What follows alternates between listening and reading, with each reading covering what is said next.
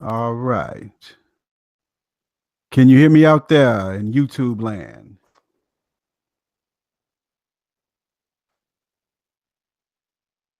Just waiting on some feedback.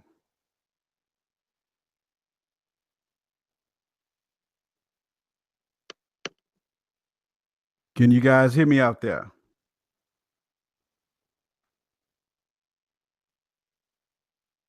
Testing, testing, testing, testing. Can you guys hear me out there? All right. So I think we on. So here we go. Black Ram 313 back at it again. You know why? Because you know this is therapeutic, man.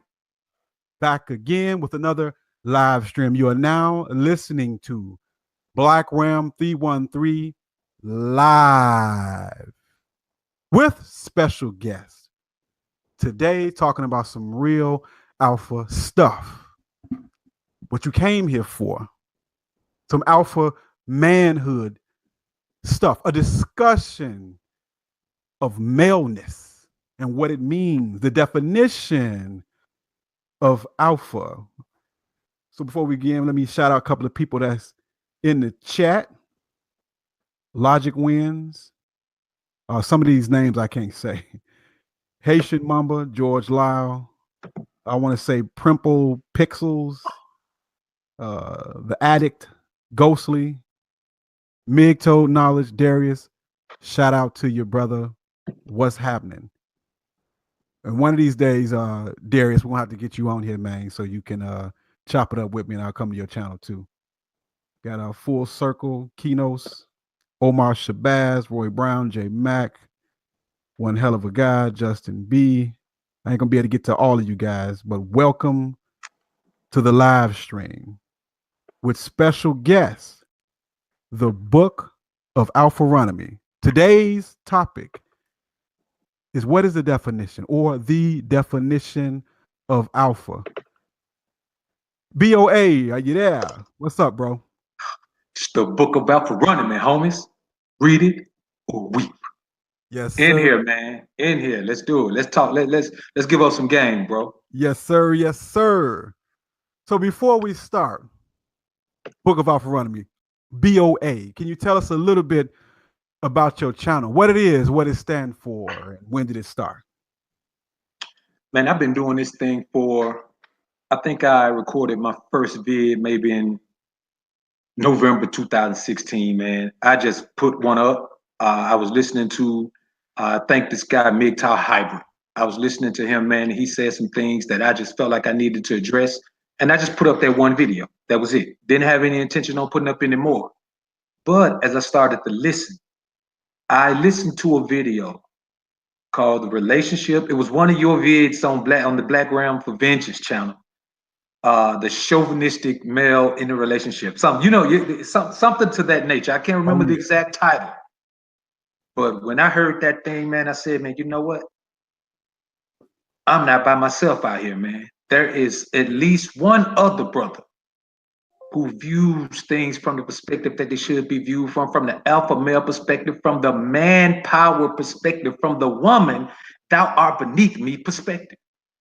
And at that point, man, that was probably February 2017, man. And I said, you know what, man, let me start to create some content here. And it took me a couple of months to find myself and figure exactly what my angle was going to be. And I just started speaking from the heart, man. And I realized that so many men out here would be in a better position if they simply understood how to keep women in their places, not just in the real world, but in their own minds. As a man, you have to wrap your mind around the reality of what the relationship with woman means.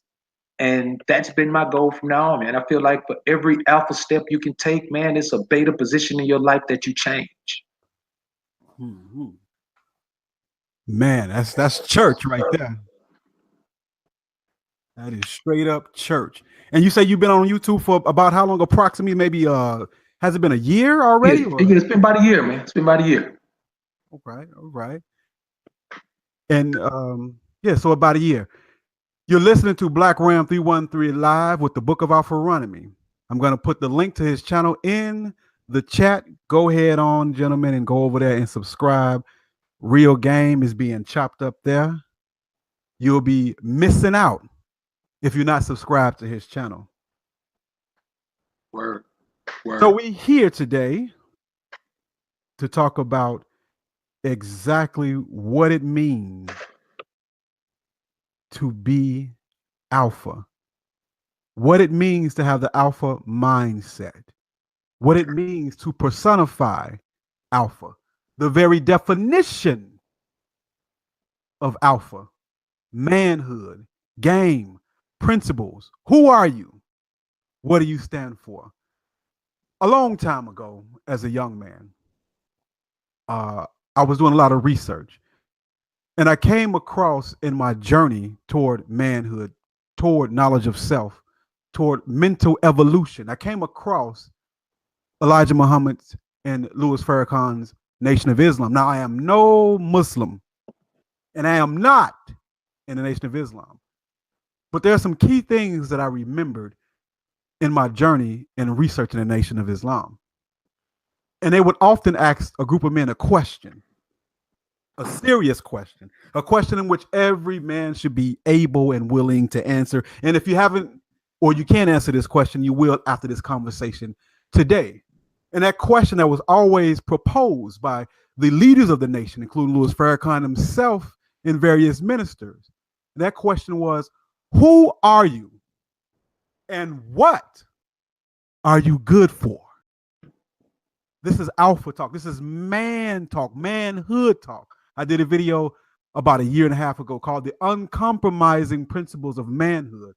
We're going to talk about some of those things today and why those things are important in your life and in my life, and how we can exemplify, personify these principles, ideas, and concepts. So if you're ready for that hot fire, we're about to get into it now. So you have the floor, Book of Alpharonomy, to kick off this session, sir. I appreciate that, brother. I appreciate that. In my opinion, the number one thing that a man must always focus on, not because it is the singularly most important thing in life, but because it is the number one pitfall that men tend to face. And that is pedestalizing a woman. You can have a great life. You can have an amazing career. You can have an amazing home life. You can have peace of mind at home every day. And you can swear to yourself that you will never let anyone interfere with that. But lo and behold, whenever there is an interference in that life, it comes in the form of the female species. With all of her beguiling ways, she will finagle her way and wiggle her way into your life. And before you know it, your entire environment has changed and become tinged with estrogen, which is the direct adversary of testosterone. So never pedestalizing a woman is the thing that we as men must always, always focus on 100% of the time, because the more successful you become, the more attractive you become to females, the more they will attempt to pull you off your pedestal so that they themselves can be placed upon it. And I can tell you one thing: if you put a woman on your throne, you will no longer be the king of your domain. So avoid it at all costs, brothers. Avoid it. Absolutely.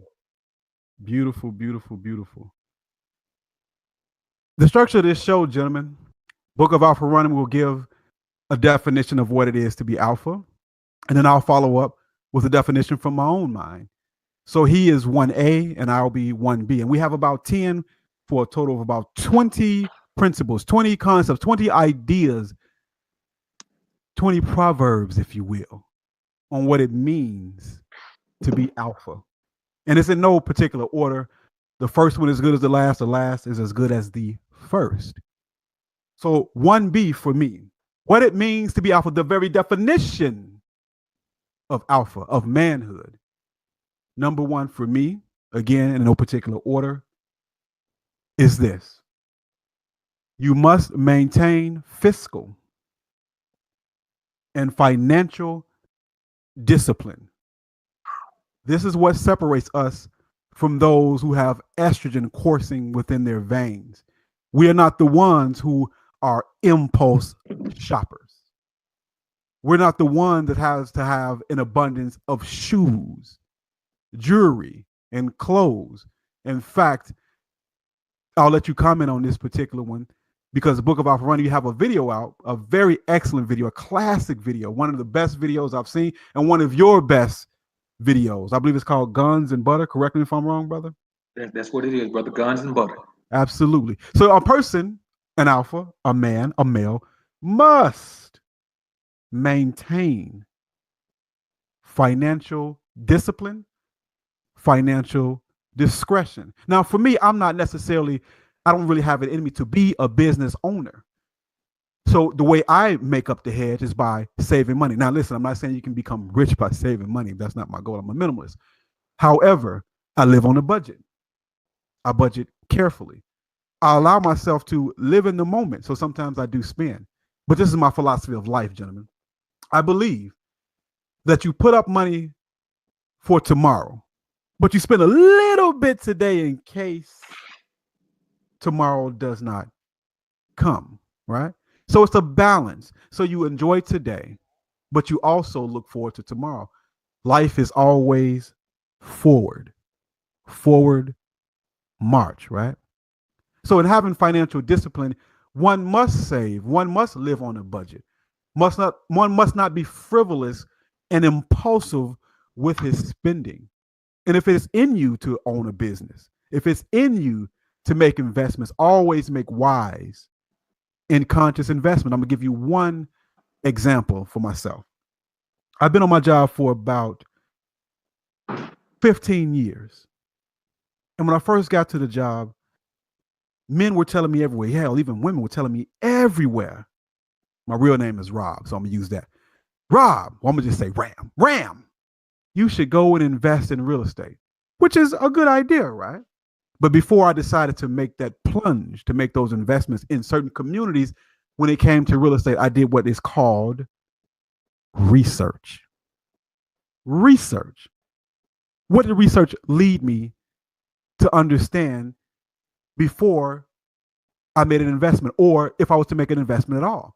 My research showed me and led me to see and believe and understand that housing and landlord and ownership and real estate is a market just like the stock market, with ebbs and flows, ups and downs. Now, anybody who knows anything about investing knows that you buy on the downswing, not the upswing. So what my research led me to understand is that in the 1990s, around this time is about 2003, in the 90s, people were able to buy buildings, 2-unit buildings for around, let me see, 80,000, 90,000, and so on and so forth. Now, those were good investments. They were able to turn around in like manner and sell those same properties in which they bought for 80, 90, and sometimes even 70,000, and turn those properties for a profit, selling it for 150, 160, 170, 200,000 for properties they've sat on only for maybe 5 to 10 years. However, the market changed. Those same properties now cost about 250,000. And I realized this is not the time to purchase real estate. I'm not going to purchase it on an upswing. Lo and behold, I decided not to because of my own market research, gentlemen. These are manhood principles. These are alpha principles. You have to know what you're doing. You have to know the market. You have to know the terminology. You have to understand wisdom, knowledge, and understanding. Financial discipline I'm talking about now. Being financially savvy, having understanding, game, wisdom. So I said, you know what? I'll take a pass on this real estate investment at this current time. And the same properties that my coworkers were buying for 175,000. Remember, the market had turned since the 90s. It's the early 2000s. So the same properties that these gentlemen were buying for 70, 80,000, turning their profit 125, 150, 200,000. There were new people buying those properties at 250,000. Lo and behold, 2007, 2008, the market took a turn. So that same property that you would have bought for 250,000 was now only 80, 90, 100,000. They took a huge loss. Excuse me 1 minute. O'Shea Duke Jackson is in the building. What up, O'Shea?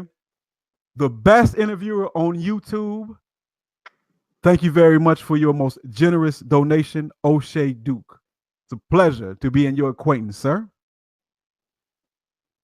So that property that cost $250,000, I decided not to invest in. So instead, I decided to just put my money in the bank. No risk. The point in all of this, gentlemen, before I give the floor to the book of Alpharonomy, is that I researched the market and I found that it was better for me to save than to invest.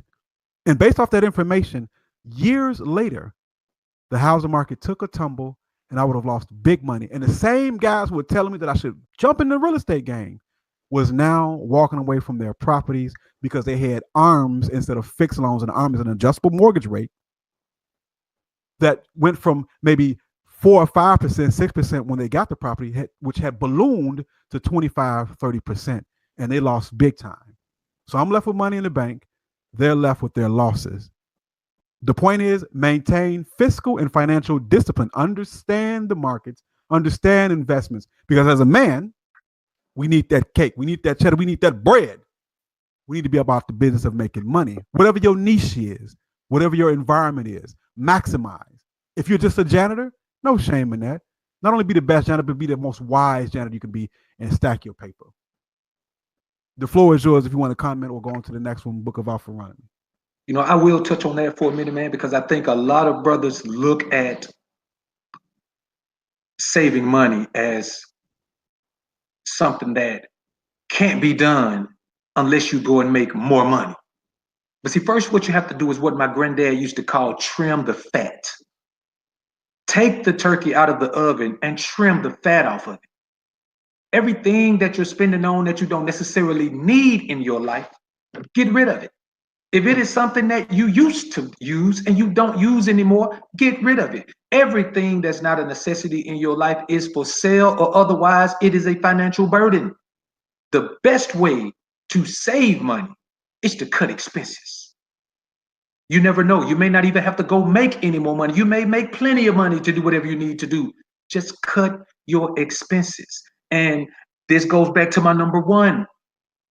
Never pedestalize a woman, and you will never find yourself in a life where you are spending money on things that you don't even like. You have no need for them.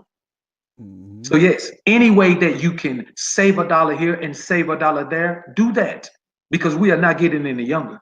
And the saddest thing I ever see is a 75-year-old man that's still working a janitorial job, or still working at a Walmart somewhere, or doing anything besides sitting back enjoying the twilight of his life.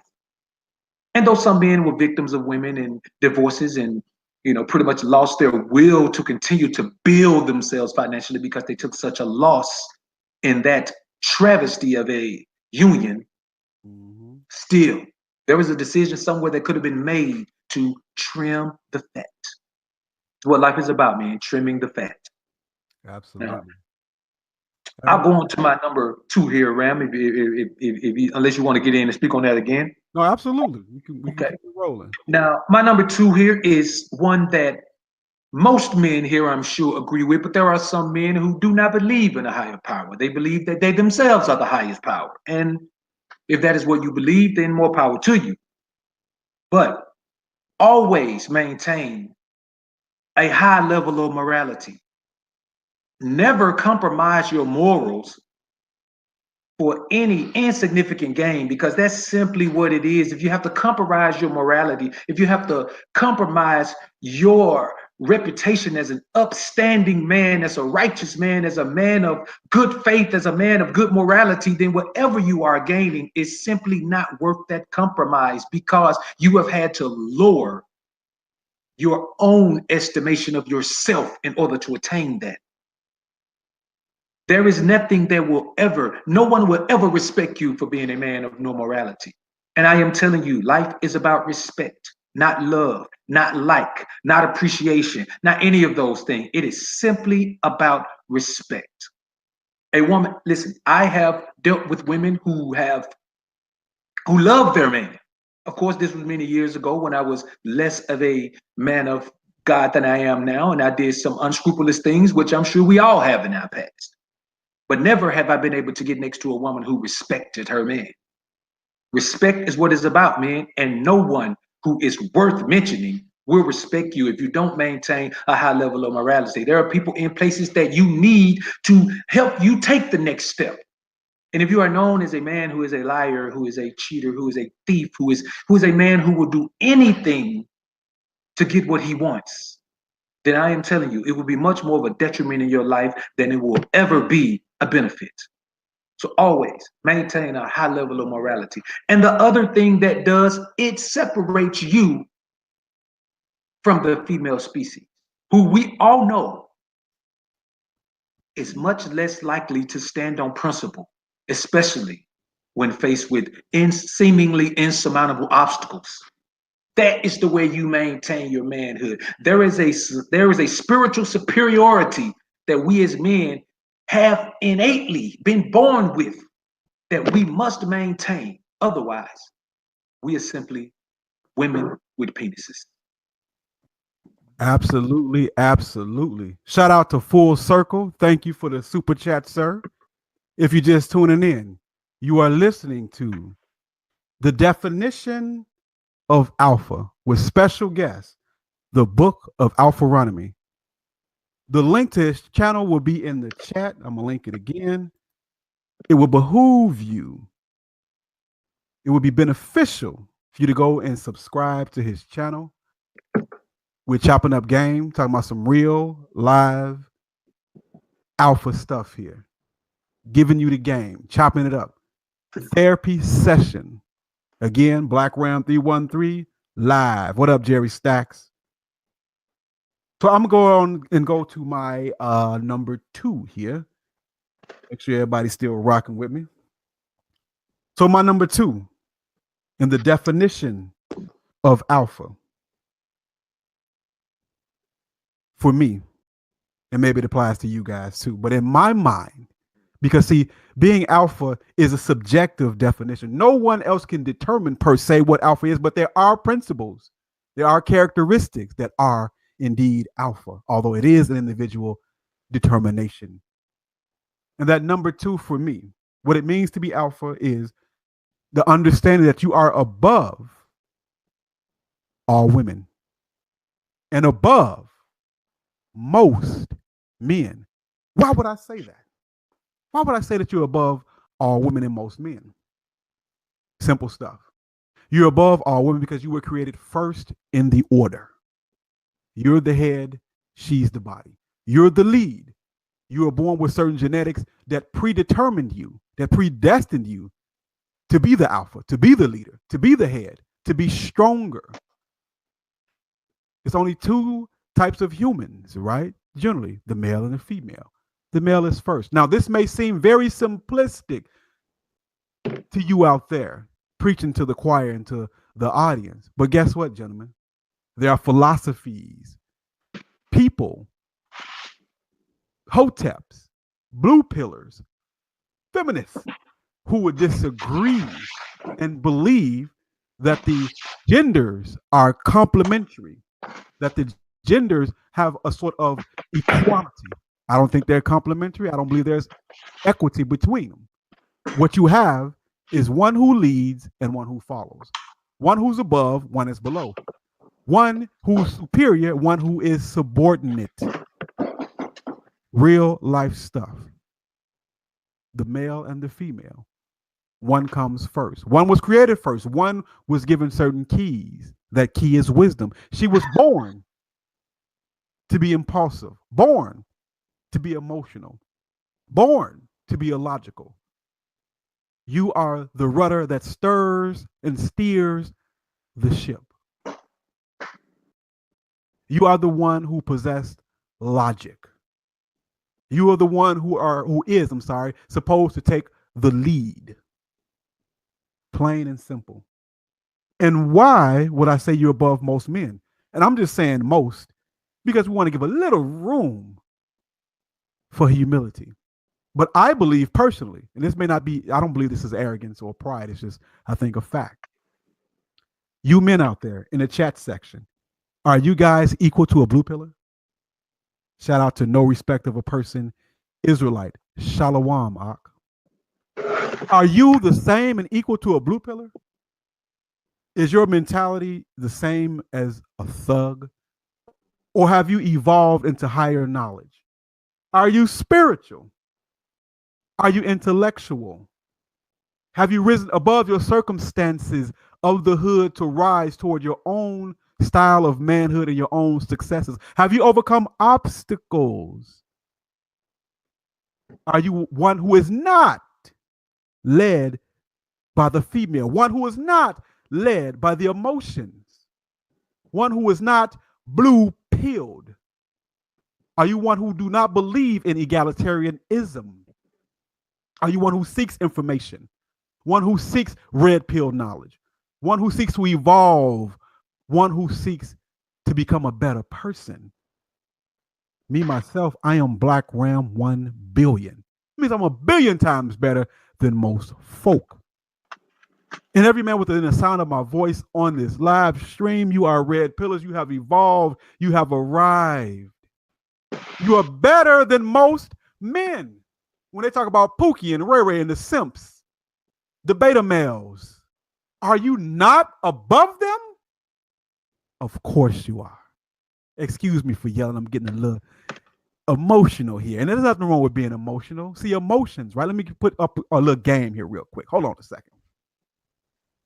See, women are not necessarily emotional per se. What women are is impulsive. Emotions need to be controlled. See, emotions, let me put you up on a little game here. Emotions color your logic. It adds flavor. It adds feelings. There's nothing wrong with being emotional. But as a man, you don't let emotions lead.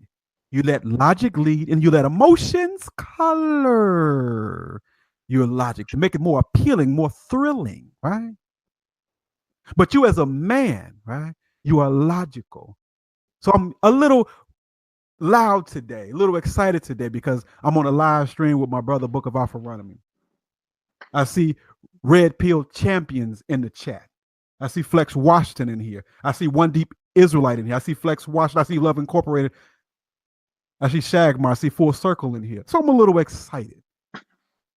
But again, you're above, gentlemen, most men.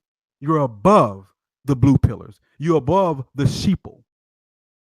You're above the zombies. You have insight. You have foresight. You are red pilled. Giving you back to the floor, Book of Alpharonomy. Again, you're listening to Black Ram 313 live with special guest, the Book of Alpharonomy. Posting a link in the chat to his YouTube channel. Go over there and subscribe. We want to see his channel grow and grow and grow. Back to you, Book of Alpharonomy. I appreciate it, brother. That was top-notch game, man. Top-notch game. I'm sure all the brothers in the chat do agree. And my number 3A is going to build on that. And it is do what's best for you, even if it's detrimental to someone else. I say again, do what's best for you, even if it's detrimental to someone else. Now, this is one of the toughest things for men to do because as men, we are raised from childhood by our loving mothers and our beta fathers, that as a man, you are the one who should make all of the sacrifices. You should put forth your very best effort to make sure that those around you, especially the women in your life, can see all of their hopes and dreams come to fruition. And all you get at the end is a big fat thank you. But what I am telling you today is that no longer can you as a man ever view yourself as a true man if you are willing to shun your own hopes, dreams, goals, ambitions. Put them to the side in order to uplift someone else's. When in the end, there will be no benefit for you. When is the last time you have heard someone say, this person helped me get to where I am, so half of everything that I have is theirs? It does not happen that way. And it takes a man who views himself as above all others in his environment in order to look at them and say, I will never put you and your endeavors before me and my own. Don't worry about what people say. It doesn't matter if you help people or not. They're going to say the same thing about you because you are a man. And for the majority of us, you are worse than a man in this society. You are a black man, a melanated man, a man of African descent, a man who is a descendant of former slaves. So your outlook on life you cannot afford to have a simp's outlook on life. Ho hum, let me go along and just be used and abused and taken advantage of by everyone, and God will get me on the back end. I am not a believer in suffering on earth, waiting for this great treasure that is stored up for me in heaven. Because I will tell you one thing I have never heard. I have never heard a man come back to me and say, hey, man, I went to heaven. And I am telling you, there is a treasure stored up for you there. All you have to do is suffer and be used and abused and persecuted and taken advantage of by your women and taken advantage of by your enemies here. And it will be there for you. I, gentlemen, would rather be selfish, focus on my own goals, focus on my own endeavors, and build as much of my treasure here as I can. And I would implore you to do the same. That's because unlike what you've been told or what you've heard, no one will ever give you anything. Live your life till you're 90 years old. Wait for someone to give you something. You're going to be a 90-year-old man pushing a broom around at Walmart, reminiscing back with a woe is me mindset. Be a selfish alpha male. Absolutely. Absolutely. Absolutely. Shout out to Mr. Old School Rider. Thank you very much, sir. But oh, yeah, that's a good game, man. Good games. Who else got up in here? Real quick, let me shout a few people out. Mig Knowledge Jerry says, never submit to a woman. Absolutely. That's principle right there. Private Property says, love thy neighbor as thyself means you have to first love yourself before you can love anyone else. True. DJ says, my body is a vessel of God built for war, physical and spiritual. Absolutely. Original Man says, root words convert black woman. This card means simp. Absolutely. Let's see what else we got in here. I see somebody. Jay Parker said, commandment number 3, know thyself, focus on thyself, love thyself. Absolutely. And somebody wrote, let me see. Says something about not cuffing thoughts. Jay Parker says, rule number 3, thou shalt not cuff these thoughts. Absolutely. No cuffing them. Let's see what else we got. Colleges make you dumber. What up? Good to see you in the chat, man. What else we got going on? Jay Parker says an investment in self is never a waste. Piggyback on that real quick. We always must and continually, consistently and constantly and consistently must always invest in ourselves. Again, you're listening to Black Ram 313 live with special guest Book of Alpharonomy. We're talking here, if you just tuned in, what is the very definition of alpha? What it means to be alpha. ENG says, iron sharpens iron, and men sharpen men. Absolutely. We pick up game from each other. But I see nobody on here that's sub to my channel, Book of Alpharonomy channel, looking for women to learn the game from. Right? Brian Tim, what up, Brian? Appreciate you. Thank you so much for the super chat. So moving along to where we at? BOA, we on number 3, right? Yeah, this should be 3B. All right. For me, number 3, what it means to be alpha. My number 3 is be a gentleman. Be humble. Be mannerable. Speak well. Be firm. Be knowledgeable. I'm going to put this all into one. I believe as a man, carrying yourself with a certain amount of class, a certain amount of personal integrity. Now, although I'm not a shopper, although I'm not a dresser, I believe a grown man should dress a certain way, age appropriate, of course. I believe a man should be well spoken, know what you're talking about, and talk about what you know. When you're speaking information, when you're speaking truth to power, when you're showing your light, when in a conversation and in a discourse, you speak your information, and when the information runs out, shut up. Exemplify your manhood. Let it be seen. Don't compromise in your conversation. Demand respect, but be a gentleman. Be mannerable. I've seen people on YouTube get into arguments and curse other people out. Be a gentleman. Be a gentleman. It's okay to challenge somebody from time to time, but being a man, I believe, is being a gentleman. You know why being a gentleman is so important? You never know what man is viewing you. You never know what influence you got on the next guy, some young man. Be mannerable. And think about being a gentleman. The thing about being mannerable, to sum it all up, you know what that is? Is having discipline over your own mouth, mind, and soul. Mastering your own circumference. Self-controlled. A gentleman is a gentleman at all times. Now, there's times now when must one get into some gangster shit.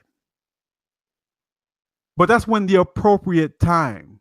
I remember when I was younger looking at the Mac. Everybody know who Goldie the Mac is, right? The movie The Mac, right? What was his famous line?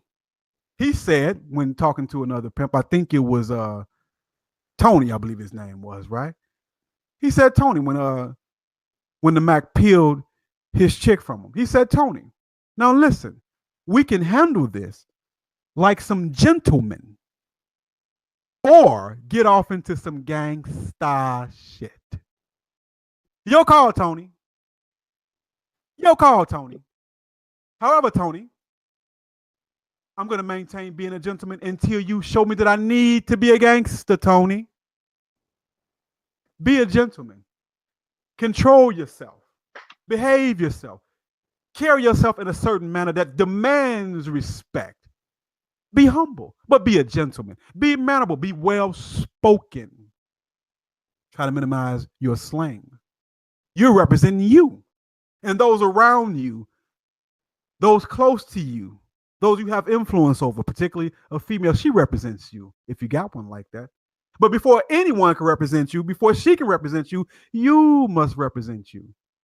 Image is important. Now, we do live in the shadows. We are minimalists. We don't care what others think. However, that does not mean that one should not carry himself with a certain amount of personal integrity. Stacey Adams, thank you, sir, for the super chat. Much appreciated. And thanks to everybody within the sound of my voice listening to this live stream. But we carry ourselves with integrity. You carry yourself as a gentleman. When the time calls for you, wear the cologne. Yes. You wear the suit that's pressed when the time calls for it. If you're going to a business meeting. Minimize your gym shoe wearing. Represent yourself and represent yourself well. Be a man, a principled man, a well-mannered man, a well-spoken man. Speak about what you know. Become knowledgeable. When somebody approaches you asking a question, have an answer for them. Again, be a gentleman. Be mannerable. Speak well. Be firm. Be knowledgeable. That's my number 3 of what it means to be alpha. It's on you, BOA. Church. I don't go to church, but if I did, man, you was in the pulpit spitting that, I'd be jumping up. You know how the women be jumping around and yelling and talking about praise the Lord and all that. Yeah, man. So my number 4A is going to kind of piggyback off that. And it is never be controlled by lust. Now, see, when I say that, that means one particular thing to most of us. It means sexual lust, sexual desire, never put chasing women or pursuing women for sex above everything. But there are several different types of lust. As the brother just mentioned, the lust to always rush to violence. Violence is a lust that we can find ourselves trapped in. The need to always certify ourselves as the official goon of the environment, the official gangster of the environment. That is a lust. Men lust for violence. Men's lust for control. Men lust for many things other than just the touch of a woman. And not just the touch of a woman, the touch of a harlot. See, there are different levels of desire. I desire success. I desire financial freedom, financial independence. Don't we all? But what am I willing to do for?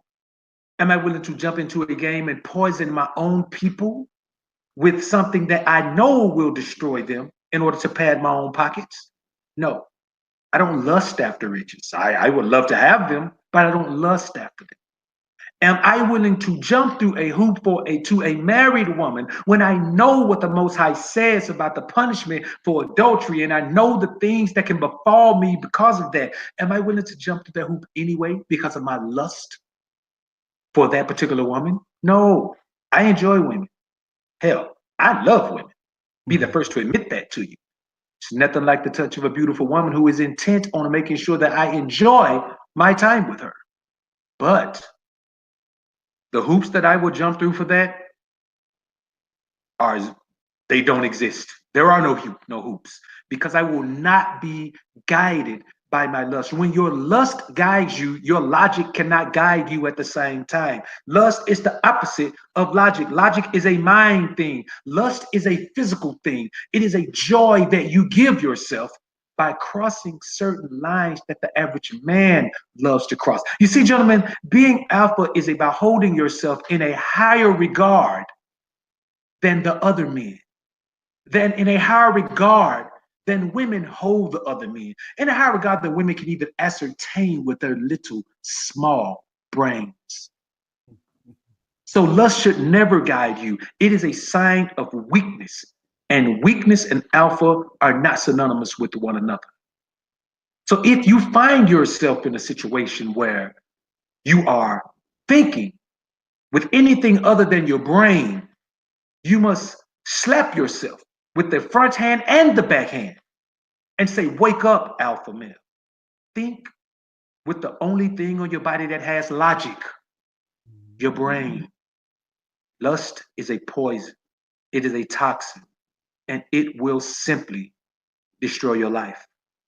I spent a lot of time in Mississippi, and I cannot tell you the amount of people that I knew personally and heard about losing a fortune gambling every single dollar away in a casino.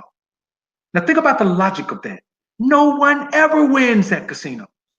But here is this person who is so driven by their lust to have a little bit more money, their lust to hit the big time per se, that they will go a route that will never pan out, because it never pans out for anyone. You have a better chance of hitting the Powerball lottery than you have of hitting a major jackpot at a casino. But thousands of people have lost fortunes because they are driven by their lust as opposed to guided by their logic. Don't be a weak-minded individual, because when you are beta. And unfortunately, betas are not welcome in the red pill manosphere. Let's be men. Let's live by logical means, and by all means, avoid the control of the lust of the world. Absolutely. Absolutely, absolutely, absolutely. Shout out to Micah or Micah L. Thank you for the super chat, brother. Shout out to T. McCall. Much appreciated, bro. Shout out to Volcanus for your super chat donation. Thank you, sir. Sir Jag, thank you very much. And we got James Johnson in the building. Been rocking with me for a minute. Thanks for the super chat, bro. Much appreciated. Much, much, much appreciated. You're listening to the definition, the very definition of alpha with Black Ram 313 and the book of Alpharonomy. Go and subscribe to his channel, an excellent channel. And I myself, I'm a YouTube fan too, gentlemen. And there's certain people's videos that I never miss. Certifiable is the book of Alpharonomy. I never miss one of his videos.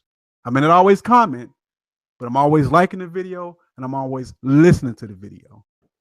Check him out. And if you're feeling generous, go over to his channel.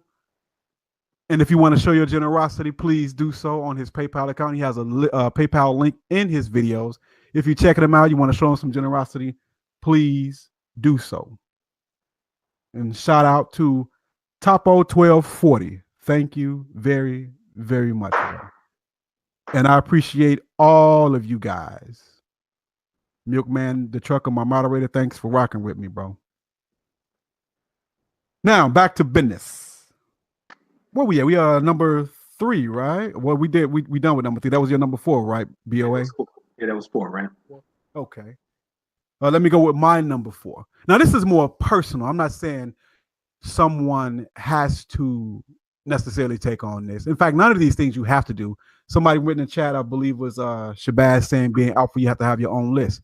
And true, you do need to have your own list of what alpha means to you. However, there are certain things that are universal. And alpha is everything opposite of what a simp is. We can all agree to that. We can agree to certain principles that all alphas should have. Game does what? It recognizes game. You can be on the other side of the universe, other side of the planet, man. And your principles more than likely should match another alpha male's principles. Doesn't mean you copy it, doesn't mean you bite, doesn't mean he's determining it. But there are certain things that are characteristic of all men. There are certain things that are characteristic of all basketball players. They tend to be tall and can be able to shoot a jump shot, right? And one hooper knows what another hooper is, right? One player knows what another player is, right? One alpha should know what another alpha is, right? One red pillar should know and be able to recognize another red pillar, right? So that's how that goes. But my list, number 4, the 4th one for me, more personal than anything, more suited to my personality, and that is quiet confidence. Shout out to Reese with the super chat. And as we see, there are women who supports real alpha stuff, real manhood stuff, not the fake, phony, the floss, the fluff, but there are women who supports real manhood principles. Thank you very much. Reese, I'm sorry. Shout out to Tamara. But number 4 is quiet confidence. When I walk through life in the shadows as a minimalist, I walk with a quietness. Don't always have to say too much. Don't need to be the center of attention. I'm going to tell y'all a secret. Even though I get excited when I'm talking, I don't really like to talk that much per se. But since I have something to share, something to talk about, something to give, I run my mouth here on YouTube. Notice I don't put out a whole lot of videos, right? But my point is, most of the time in my life, I'm sitting back, quiet and casually observing. I'm not always running my mouth. And just because I'm quiet don't mean I'm a pushover. Just because I'm quiet does not mean I'm not confident. Therefore, quiet confidence. That's a thing for me. Quiet confidence. I don't have to speak on everything. Most of the time, I'm only speaking when I'm being addressed. Shout out to Rick Scorpio. And for those who don't know, Rick Scorpio is one of the OGs in this red pill manosphere. He's one of the men that I listened to early on, even before I started a YouTube channel. One of the men who inspired me to make my own. You got to shout out to the OGs, Rick Scorpio, who is now retired. And maybe one day, when I'm retired from YouTube and Rick Scorpio's position, somebody can shout me out as an OG. Possibly. I'm just saying. But quiet confidence now. Again, not having to say too much. A person who I, back in the day, when he was playing for the NBA, who I admired was a guy like Tim Duncan. And Tim Duncan always stood out to me. He didn't have to be very vocal about many things. The big fundamental. He would do his job on the court, man, and do it well. And he would give it his all. But Tim Duncan was not a talkative person. All the confidence in the world, though. Excellent basketball player. And when I saw Tim Duncan, he was always in control of his emotions most of the time. Yeah, he would dispute a call. But you would never see him fighting or getting upset or getting out of his frame, out of his emotion or into emotions. He would maintain a quiet confidence at all times.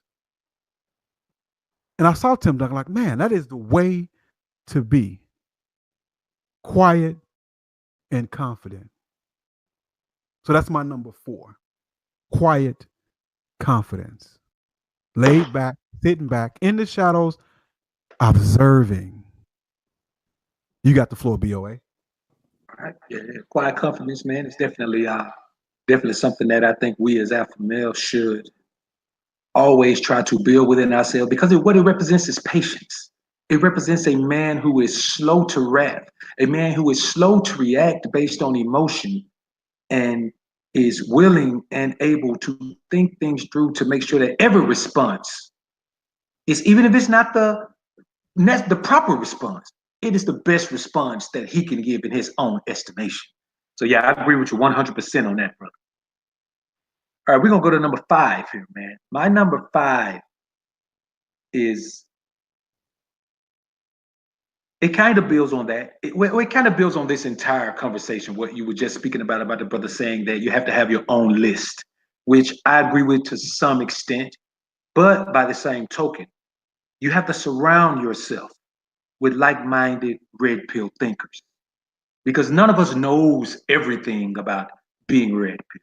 None of us has mastered it so much that we could overcome anything without giving it any thought. And all we have to do is snap our fingers and make the correct decision. Because there is too much blue pill activity. There is too much feminist activity in this society for any man to feel so confident that he has mastered red pill game. Because as the world changes, so do the obstacles for the red pill man. So we are here in this stream because we all want to surround ourselves with other like-minded red pill thinkers. We listen to the content providers that we do. We support the content creators that we do. We read the literature that we do, simply because we know that as men, no matter what you believe, no matter what you feel, no matter what you think, you must continually educate yourself. That's in every facet of life. No matter what your profession is, no matter what it is, if you want to continue to grow, you must continually educate yourself.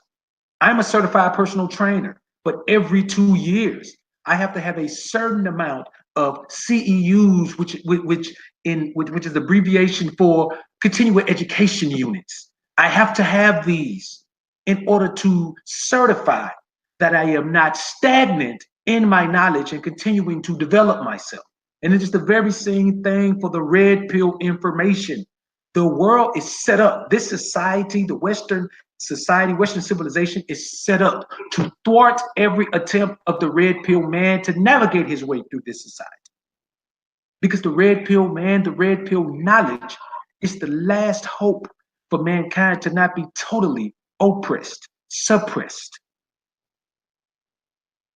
by the feminists and beta males who are doing everything in their power to change the complexion of the world so that we may not be the head anymore, but the tail. So that we may not be on top, but on bottom. So that we may not be the first, but the last. Red pill information is much too big, much too widespread, much too broad for any one man to ever feel like he can encompass it on his own. So surrounding yourself with like-minded red pill thinkers in every facet of life that you can, and in any facet of life that you can't, attempt to block your mind away from the blue pill information that is surrounding you. Brothers, we need one another to continue to grow. If Ram doesn't grow, then I don't grow. If I don't grow, Ram doesn't grow. If we don't grow, you guys don't grow. If you guys don't grow, we don't grow. And without growth, there is death. Anything that lives grows. Anything that stops growing is dead. Never allow your red pill alpha energy to die by thinking that you must not nourish it and nurture it. Red pill for life. Surround yourselves, gird yourself with red pill men, red pill information. That is my number 5. Absolutely, absolutely. Shout out to Cougar Killer. And since that's the number 5, we're about halfway. You can say about halfway through. Yeah. Let me go to some of the comments real quick. Flex Washington said red pill students for life. Absolutely. Let's see what else we got. J Rob says, doing your taxes, that's alpha to me. For sure, bro. For sure. Let's see. Love Incorporated says, too many men are distracted and never grow in knowledge. Absolutely. There are a lot of distractions out here. And this is what alpha stuff is talking about. We're trying to avoid the distractions and get into our true alpha male energy to take our true alpha male place. Let's see what else we got. Josh Kimmy, shout out to you. Melanin Nation. Appreciate that. Good looking out. Haitian Mama says, what do you do if a woman slaps? Well, I'm gonna be honest, man. She give me a slap, I'm gonna slap her back. You know what? Let me be real with you. I'm gonna tell you a personal story real quick, because it's one thing to say something, it's another thing to do something in the field. Mr. Limba channel. What up, Mr. Limba, my Igmore brother? Glad to see you in here. Shay Morpheus, glad to see you in here. So if a woman slaps you, what do you do? Quick, real story, real true story. One time, my baby mama, this was about 14 years ago. My baby mama came to my house, and me and my baby mama, we wasn't dealing with each other. And my baby mama saw at the time my new beautiful girlfriend, who she even told me herself was very beautiful. And my baby mama invited me into my own kitchen. Now, my baby mama popped up at my house, and I don't do pop-ups. But hey, it's my house, my woman. Come on in, baby mama. So my baby mama came into my house, asked to speak to me in another room. And my baby mama put 5 fingers across my face. I was shocked. Damn, baby mama.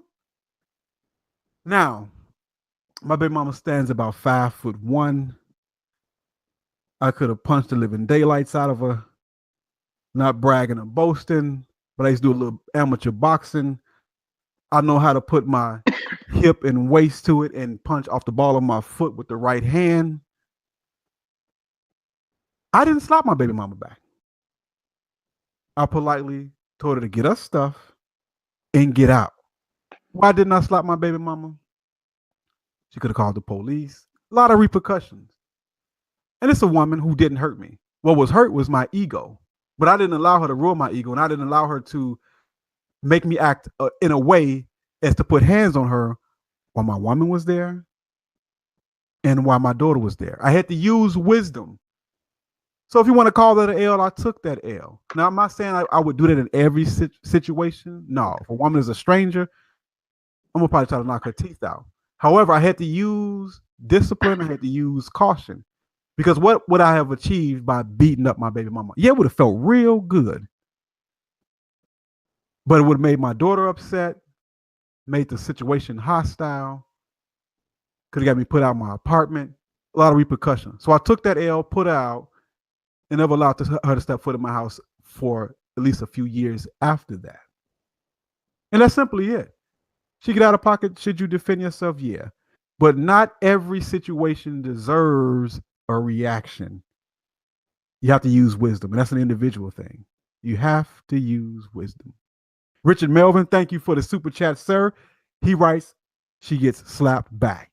And oh yeah, there are times when that may be called for. But we talking about real manhood stuff. We chopping it up, man. And I'm gonna keep it real with you. No, I didn't hit baby mama back.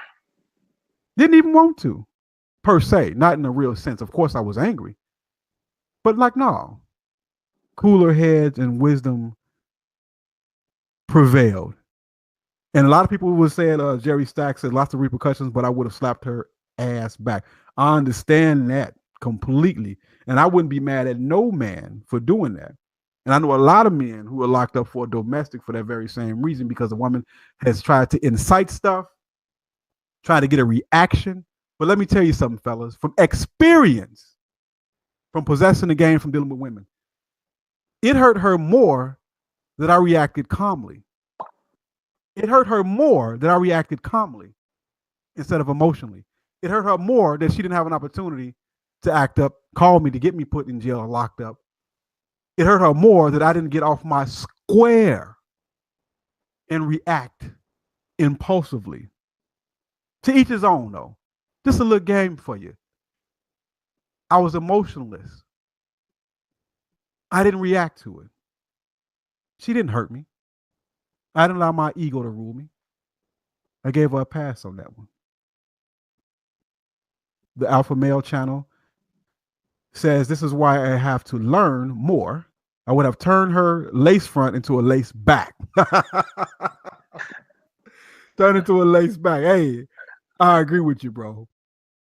I agree with Jerry Sachs. Said that's what she wanted, a reaction. Absolutely, man. She wanted a reaction. Omar Shabazz says, I left my wife, packed my gear, and when she left the house, I went to the airport and hit the West Coast. Didn't think I would leave her. Oh, absolutely, man. Absolutely. Gilbert Bird said I had to slap my baby mama a few times for attacking me out in public. I would never go back to those ways, though. Absolutely. It is too much at stake. For every action, there's a reaction. And a lot of times we have to use caution. A lot of times we have to be the bigger person. A lot of times we have to so-called eat crow. Let me tell you something. A dangerous man it is, an impulsive man it is, who has to react to every single thing. You don't get old by being unwise. You don't get old by being impulsive. See, a woman's goal a lot of times is simply to cause chaos and confusion, to get you to react the way she wants you to react. Now, let me tell you something, gentlemen. Do you know that women study you? She studies you. She tests you. She wants to see what reaction she can get by saying certain things and doing certain things. Once you realize how you react to certain keywords, certain things, once you realize how you react in certain situations, she will then very wickedly and manipulatively use what she knows based on how you will react to get reactions from you as a tool to control you. If you as a man remain cool, always be cool. I remember listening to Too Short's album, Born to Mac. And he talked about pimpology. And one of the things in pimpology that he says, rule number one, he said, Too Short. I'm old school, man.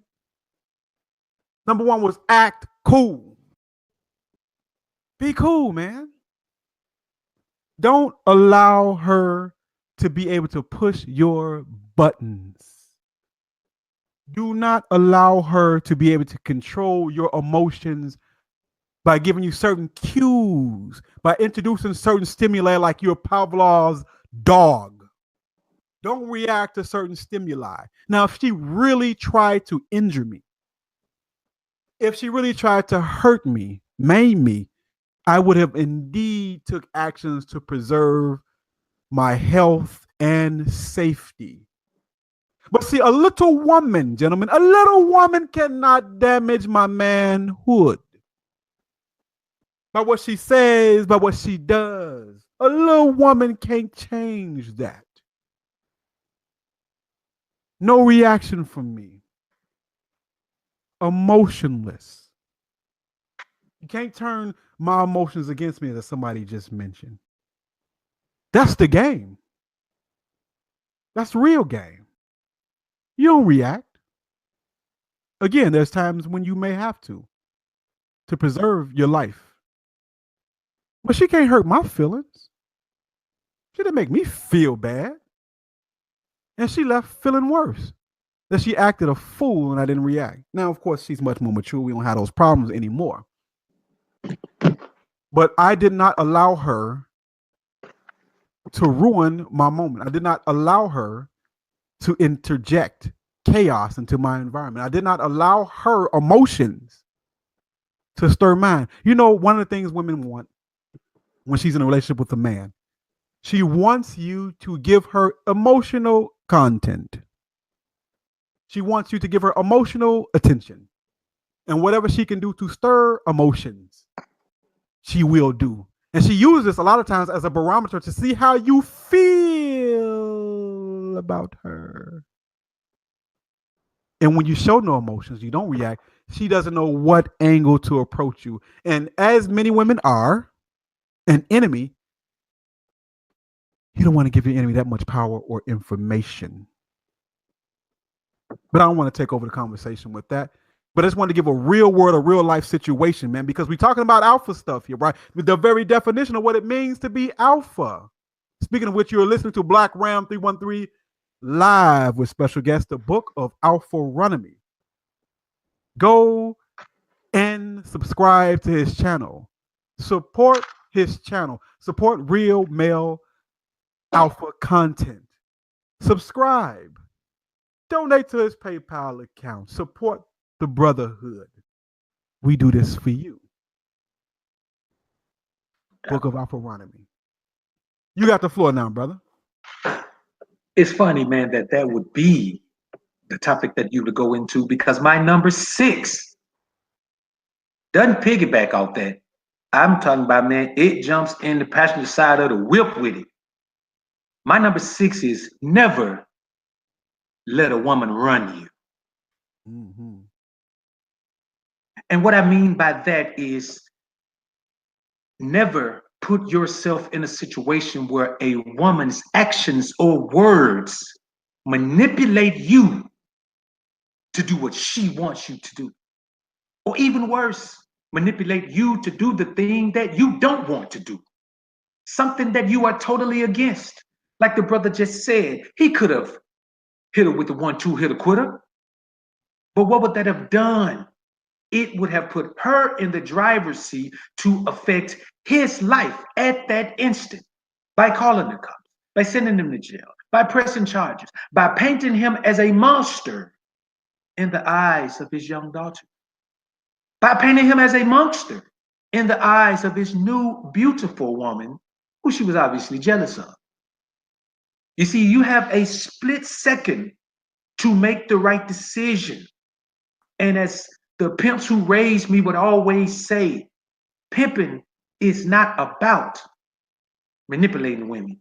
It is not about getting them hooked on drugs. It is about knowing the right thing to say at the strike of lightning, immediately making the right decision to make the woman go left or right. But see, when you put yourself in the position where she can make the split decision to make you go left or right, and you respond to that, then you are in essence the hoe who is being pimped by the woman. Mm-hmm. You see, this is simply about control. And her ultimate goal is control. The brother had obviously moved on to another woman, so emotionally controlling him in a relationship was no longer an option for her. So she resorted to whatever tools she has. And that's what women do. I know men who have much more emotional turmoil now with their baby mama than they ever did when they were in a relationship with the woman.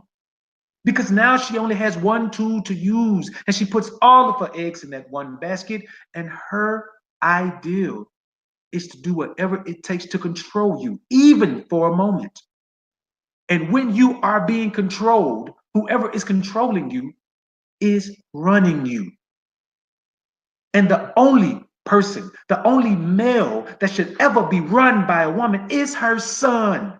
So at the very moment a woman begins to control your emotions, control your actions, control your responses, at that very moment, you might as well call her mommy dearest because she is sunning you and you are accepting the punishment. Put on your dunce hat. Go stand in the corner for a timeout. Think about how you have let this woman control you with her actions. And even if she is a big woman, she's still a little woman, mentally, emotionally, spiritually. So never, if your goal is to maintain your alpha essence, maintain your red pill aura, maintain your masculinity, never let a woman run you. Because at that moment, she is wearing the pants and you are wearing the panty drawers. That is my number 6. Absolutely, absolutely. Real alpha talk going on right here. Shout out to everybody in the chat. Tom Hardy, Judah, Brandon Davis. Let me see who else we got up in here. Johnny Cash, the Lone Wiseman. I think I said Brandon Davis. Cougar Killer donated earlier. Forgot to shout him out, I think. Thanks, Cougar Killer.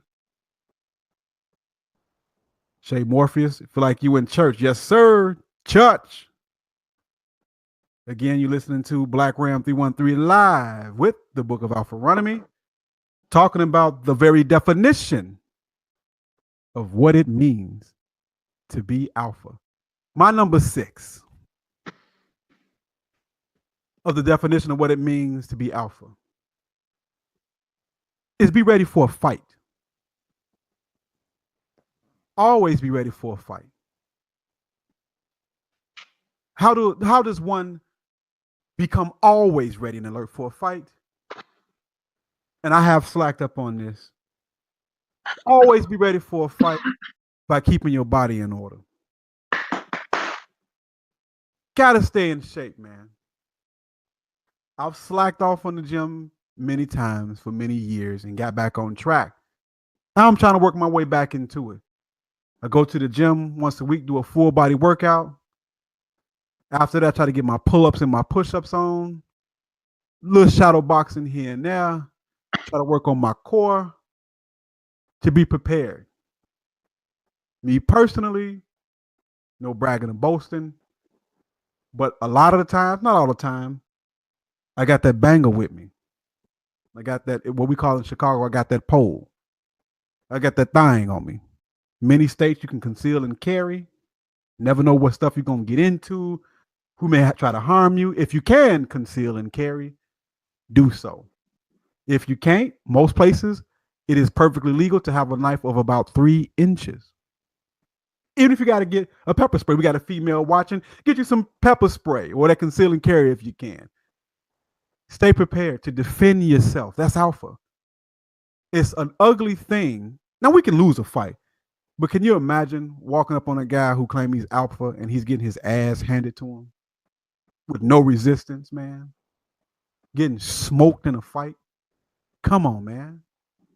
Be prepared. Now, I ain't no tough guy, man. I don't walk around with my chest poked out. I ain't looking for no fight. None of that. But if it goes down, if the time comes, I'm going to hit you with the jab, and I'm going to throw the straight right, and I'm going to throw the left hook, and I'm going to follow that with another right hand, because as a boxer, I only punch in combinations. I only throw jabs in doubles and triples. No one jab. I double up on the jab. I go behind the jab. I'm going to throw the straight right. Oh, yeah. I'm going to have a banger on me. I'm going to do some walking. I'm going to get on the treadmill just in case. I'm almost 40 years old. Very, very, very close to 40. And as you get older, men, as you get older, what we need to do is make sure we are healthier and try to maintain our strength. Because going toward 40, it's a difference, man. When I got a lady in the house, I'm not as spectacular as I once was when I was 20, real talk. But at the same time, I'm wiser than when I was 20, and I ain't trying to satisfy necessarily so much. Yeah, I want to have a little satisfaction. But you get my point. Testosterone levels do drop. I'm not as fast as I once was.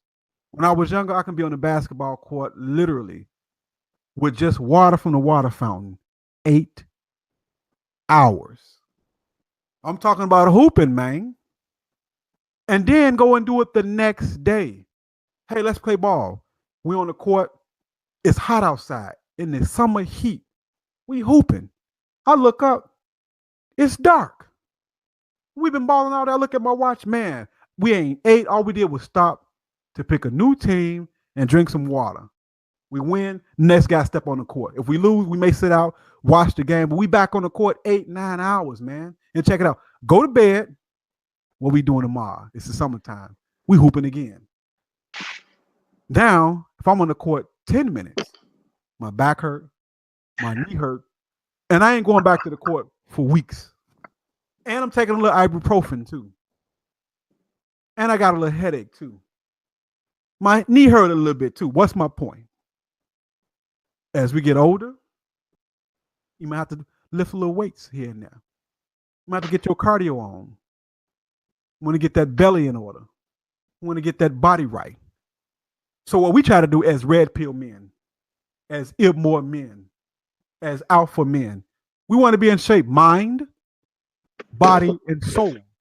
We're trying to be complete.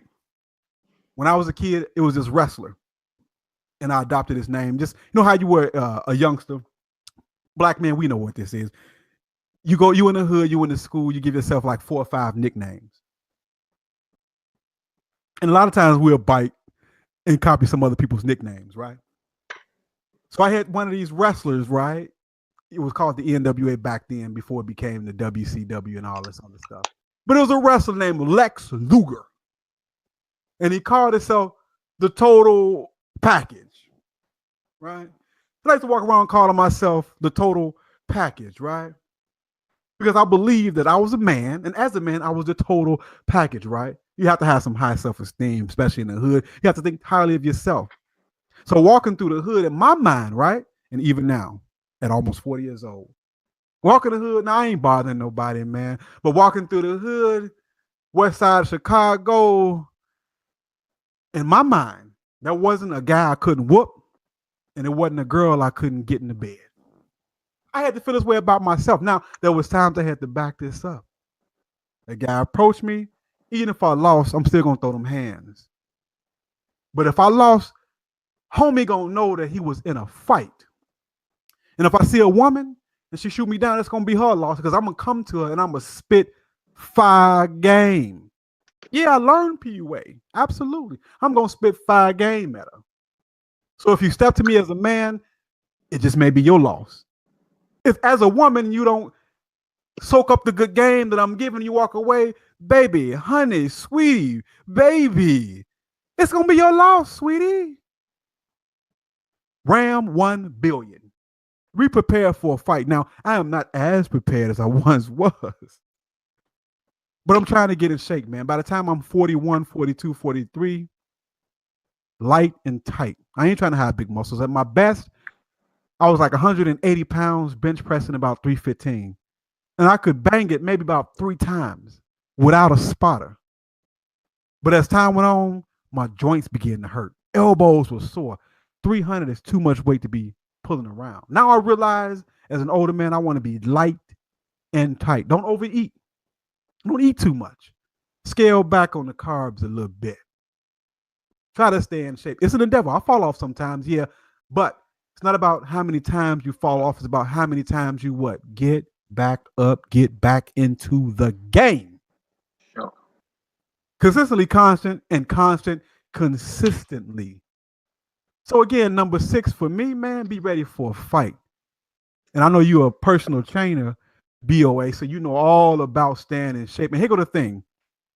I'm not in shape like BOA. I already know it. I'm not a personal trainer. But guess what, man? I desire to be. I'm trying to get that right because it's important. See, here go the thing. In the Red Pill Manosphere, many content creators, what we are trying to do in this platform with these videos, with these live streams, is therapy. And what we want to do is we want to become the best versions of ourselves as possible for ourselves. For ourselves, not for Keisha, not for Quita, not for Duntrice, not for Caitlin, not for Becca, not for Tammy, not for Maria, but for you. The best version of yourself for you. And why? Because it matters. You want to evolve in your spirituality. You want to evolve in your mentality. You want to evolve in the red pill. You want to evolve in your physicality. That's what it means to be a man. That's what it means to do what? Be alpha. Yep, done trees. Ugly, I know, right? That's some Chicago stuff. But yeah, always be prepared for a fight. Keep your body in shape. And the book of Alpharonomy, he's more qualified to speak on those things than I am.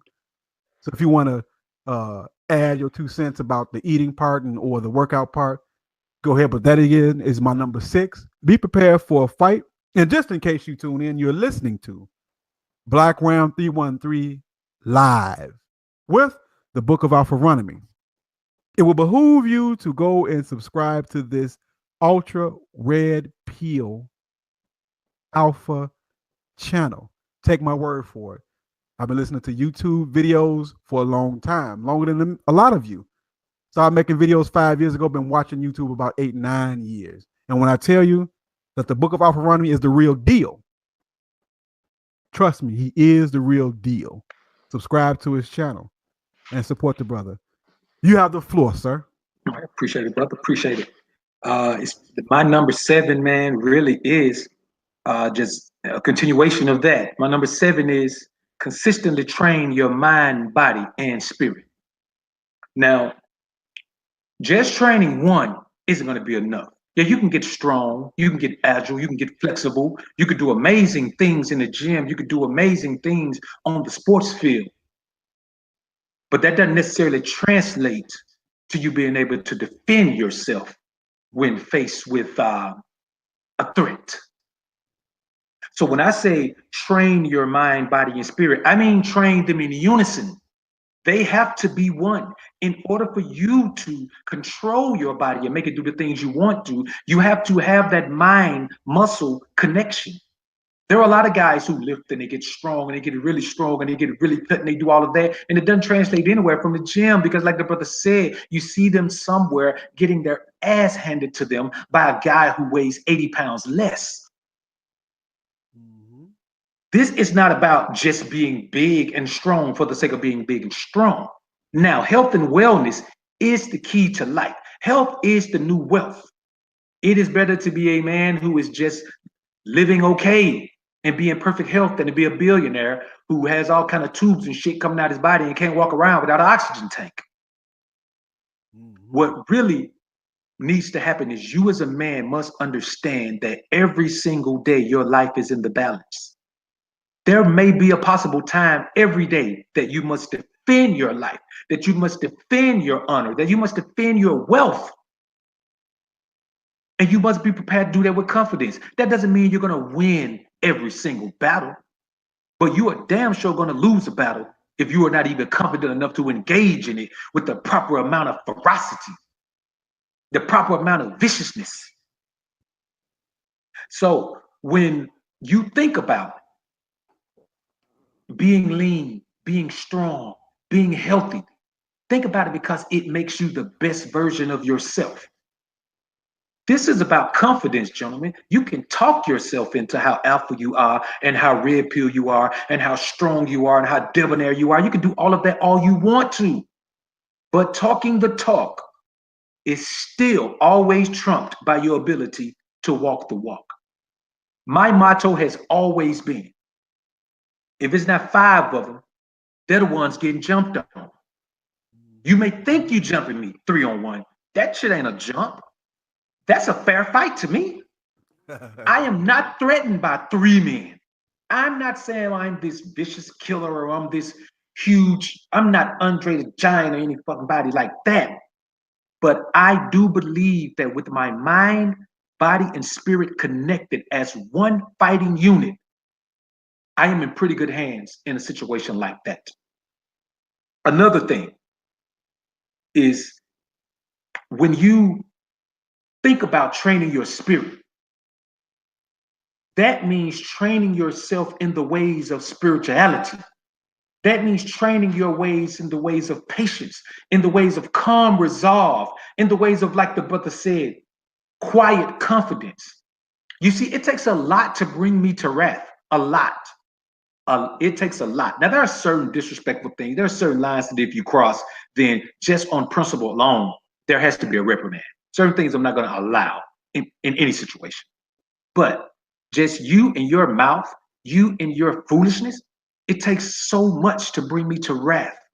But I can guarantee you that once I get there, and I'm working on this, I always have. But once I get there, I am on your ass, period. And nothing's going to stop me. I'm out of control at that point.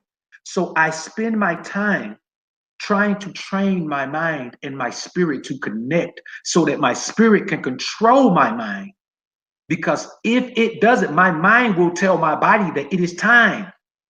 So yes, man, I work out every day. People say don't work out every day. Hey man, I work out every day, every single day. Now, do I work out with weights and dumbbells every day? No, but I do body weight training every day. Every day I'm doing pull-ups. Every day I'm doing chin-ups. Every day I'm doing push-ups. Every day now I do weighted squats pretty regularly, but I'll do 150 bodyweight squats in a set. Yeah, look at it and say, well, he's doing bodyweight squats. Do 150 bodyweight squats. 3 sets, 150. 1 minute rest in between.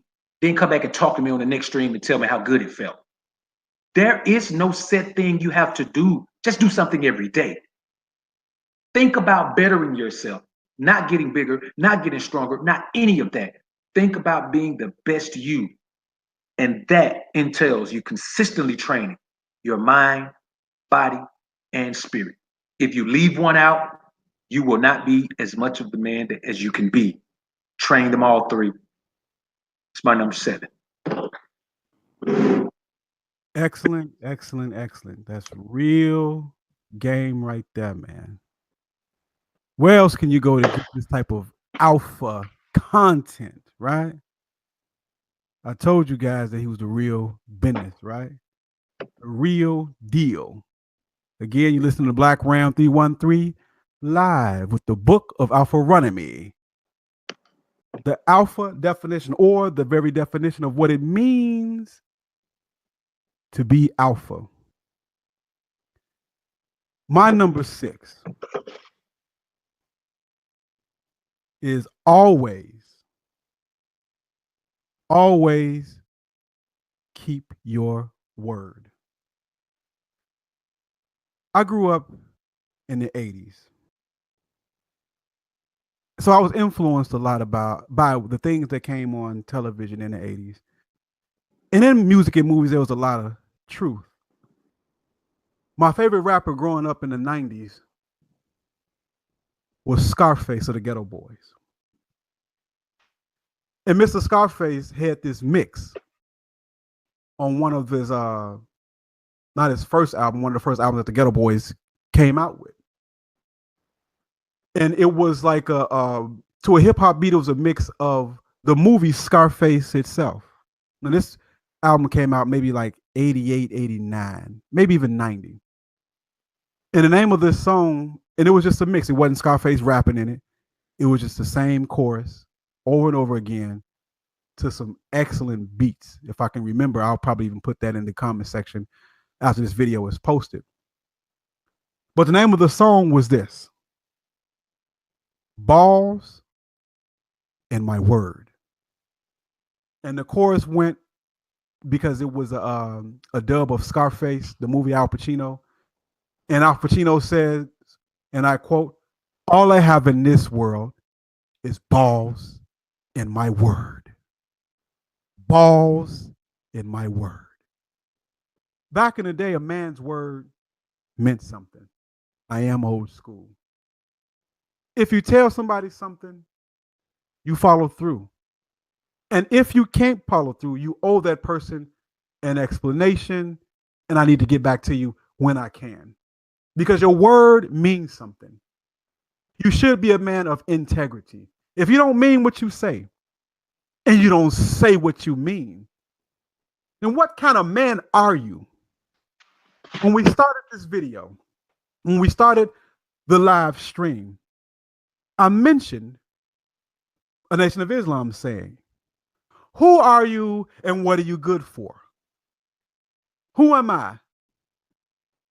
Who are you, Black Ram? What are you good for? I am good for keeping my word. I am an introspective Black man of reform. More than that, I am a Hebrew Israelite. Before that, I am a man created by the Most High, Yah. That's who I am. And what am I good for? Being red pill and alpha. Being Ram 1 billion. Being a king according to the scriptures. As the Messiah said, I have made them priests and kings. Yes, sir. That's who I am. What am I good for? Being a man. Keeping my word. Being a stand-up guy. Because all I have in this world, balls and my word. What it means to have balls. A champion, bravery, not afraid to go your own way, against the grain, against the crowd. Doing my own thing. I don't need female validation. I don't need worldly validation. I don't need my life validated by name brand jeans and shoes and clothes, outfits and jewelry. Balls and my word. I don't need anybody to like me. I don't need a woman to want me. Balls and my word. A champion who's brave, not afraid to stand out, not afraid of ridicule, not scared of critique, not afraid of enemies. Balls and my word. My word means something.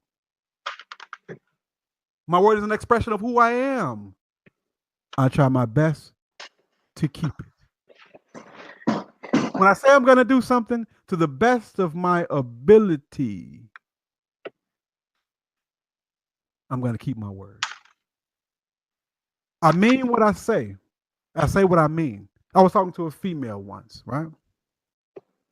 In fact, if you know female nature, the same conversations will repeat itself. Because contrary to popular belief, female nature is essentially the same. There are very few exceptions.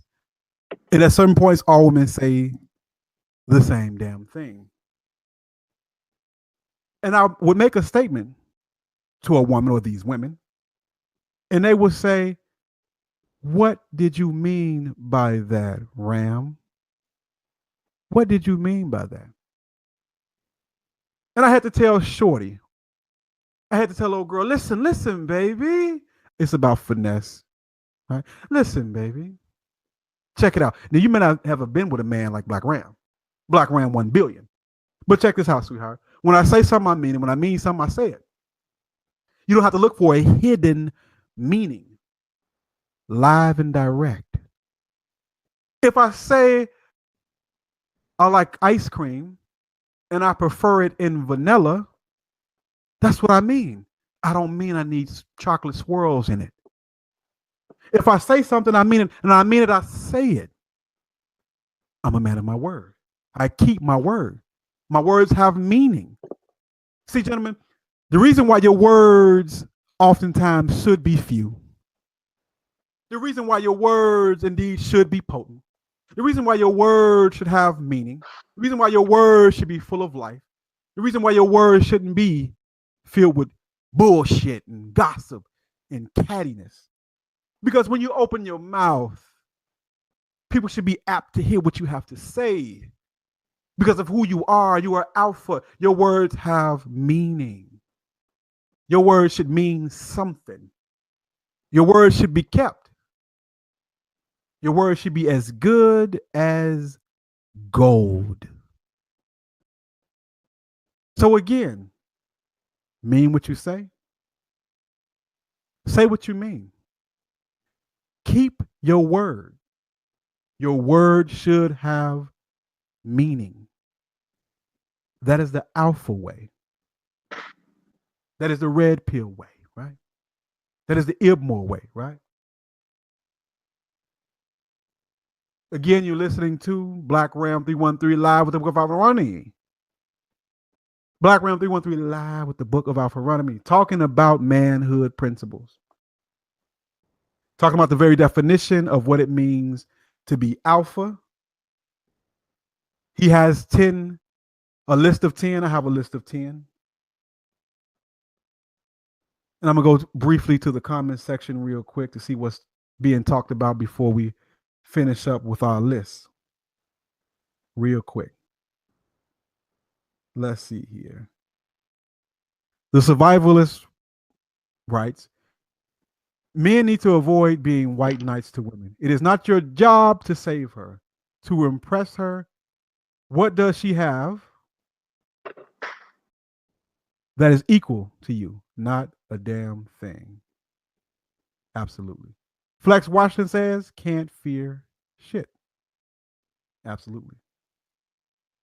Shay Morpheus says, this right here is power. This right there is integrity. Absolutely. Judah says, great beats on that album. Oh, yeah. Scarface, Ghetto Boys back in the day. Indeed, indeed. Love Incorporated said, fearless speech. Original Man writes, most males today think like females. Absolutely. There is no distinction.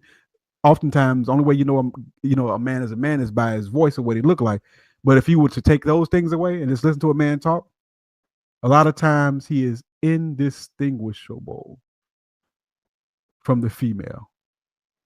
T. McCall writes, Santon text in the house. Okay, I guess you just shouted somebody out. A student of NOYN Ibmore. Absolutely. The survivalist writes again, never ever trust what a woman says. Only her actions matter. Now that's Red Pill 101 right there, in case you didn't know.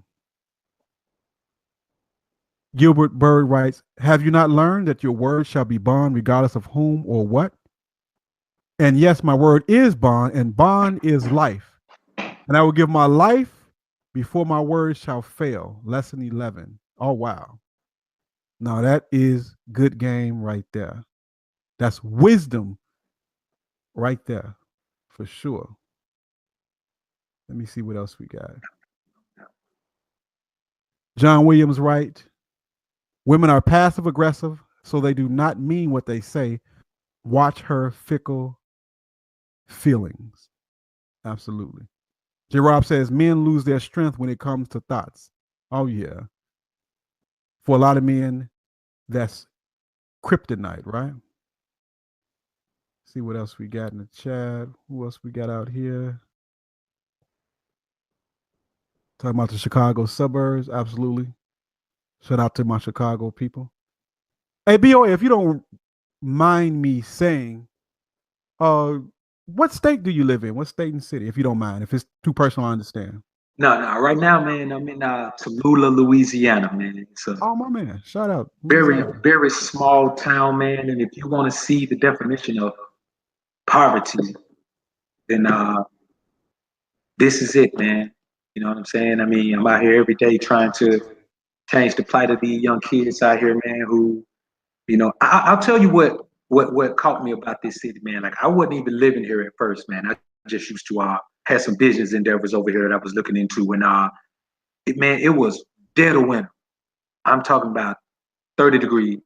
Saw a group of little kids, man. I'm talking about elementary school kids, man, range from the ages of 5 to 8, about 10 of them, cold as shit. I'm in my car with my heat on, with my coat on. Wow. And they're all walking, man, to school with short sleeves on, no jackets. And I mean, they weren't even huddled together, bro. They were walking like this was just a normal for them. They had gotten so used to it that it didn't even bother them like that, man. Wow. And I went up to the school, man, and I talked to the principal, man, and I got some of their names, man, and I got their sizes, man, and I went and bought them coats, man. And just the joy that brought to them, it minimized everything that I had going on in my life so much, man, that I said, you know what, man, this is where I need to be. If this little gesture can make an effect on these kids, man, when you're in a situation like that, brother, all it takes is someone to give you an inkling of hope, an inkling of belief that someone cares. And that changed my life, man. So I've been diehard Tallulah since then, man. Just trying to make a change in these young kids' lives, man. That's it. That's a beautiful thing, man. We can always give back, and our communities and our people are definitely important, for sure. Sure. Let me read a couple of more comments before we continue on real quick. Wise Nubian is in the building. Wise Nubian polygyny. And yes, I do believe in polygyny. If for those who don't know, polygyny, which means many vaginas, a man with more than one woman. Yeah. My philosophy is that one woman is too close to no woman. For some men, it's better to have 2, 3, or even more. So shout out to Wise Nubian, my polygyny brother. I am an advocate of polygyny. That is Israelite culture, if you didn't know. All right. Jerry Stack says, love weakens testosterone. Hey, man, I agree with you. Yeah. I agree with you. Sure. DMJ78 says he originally from out west, but yes, sir, west side in the building. Shout out to my south side brothers, too. For those who don't know, my brother Migto Darius is still in here, and he is from Chi-Town, too, just to know. Appreciate you being here with us, Migto Darius. Much appreciated, bro. We love your channel, and if you haven't, everybody in here should know who Migto Darius is, though. You don't need no introduction, Migto Darius. But if you don't, go ahead on and subscribe to his channel.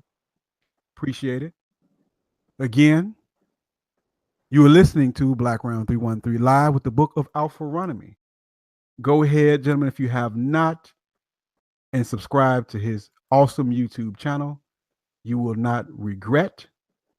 Support him. Donate to him.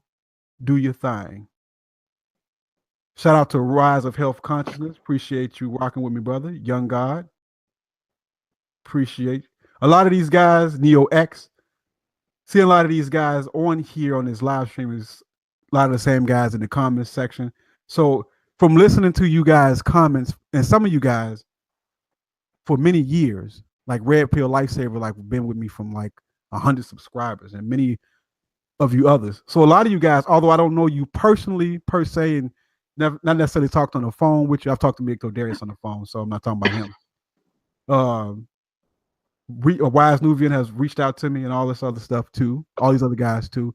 I've talked to some of you in personal emails. Wise Nubian, you and I were supposed to get together, man. I'm gonna have to email you and see what's happening with that.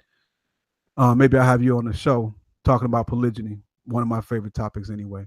But my point is, a lot of you brothers I'm so familiar with from the comment sections and reading your comments. And if you didn't know what Black Room 313 tries to do with this channel, I try to read every single comment. What's my point? A lot of you guys on here, people such as Original Man and Judah, a lot of you guys, I've read your comments. I kind of got a feel for your personality. So I kind of know a lot of you guys. So when I type back in the comment section, thanks fam, I mean that. Just want to take a little time out to show my appreciation to everybody who's watching. A lot of you guys who've been rocking with me for a long time, man, conversing back and forth. This is therapy. This is church. This is the brotherhood. We are chopping up game here. A lot of content creators, just thank you all for rocking with me. This is therapy. We all living and learning from each other. And it's been my great honor to have the book of Alpharonomy rapping with me. We got a little ways to go before we wrap it up, but I just want to take time to shout out everybody in the comment section, man, that's rocking with me. Deontay Jenkins, Wild L23, all the guys out here. Much appreciated, gentlemen. So where we at, BOA? Man, this would be number 8, man. This would be number 8, man. Number 8. Yeah. Yes, sir. Go ahead on and rock with it, bro. So, Yeah, man. I just want to let me send a shout out Oh, to the brother wait. Ray, You say number man. 8. I think I got. It should be maybe number 7 because I don't remember going on my number 7. Did you go to your number 7 already, or was it on me? Yeah, when I called number 7, you mistakenly called number 6. Oh, okay. So yeah, we're I think your numbers may be right on your paper, but you just called number 6. Okay. So you went last, right? So you did your number 7 already, right? Yeah, I did my number 7, and you did your number 7, but you called it number 6. Now, if Oh, you're on number 6, then you should go ahead and do your number 7. okay. I got you. Okay, I got you. All right. So I talked about always keeping my word, so I went last. So I'm going with my number 7 then. But wait a minute, I talk last though, BOA, right? Yeah. I So don't it's know on what you. happened, bro. It's on you then. Yeah. I'll just go after that. I'm gonna try to keep up though. But yeah, it's All on right. you. Man. My bad. Man, it just piggybacks off the topic, man, that you guys were talking about, the polygyny, man, and never in your life settle for just one woman. There ain't an alpha about it. There's nothing masculine about it.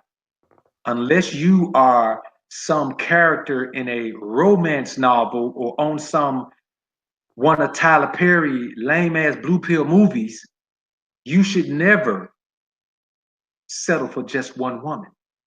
One woman will never be enough to fulfill you as a man. You must compromise some things in order to exist with one woman.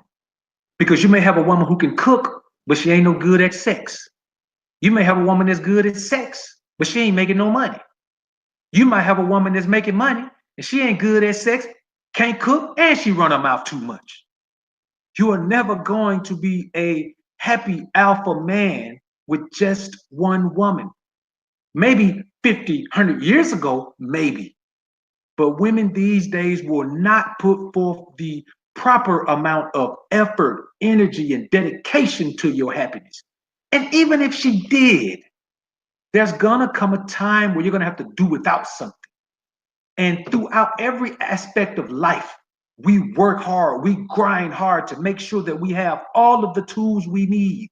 So why then would you, why then would I, why then would any of us as red pill men settle for one woman with the knowledge that she will never be able to completely satisfy our urges, satisfy our desires, satisfy our need for a different look, a different body, a different set of eyes, a different voice?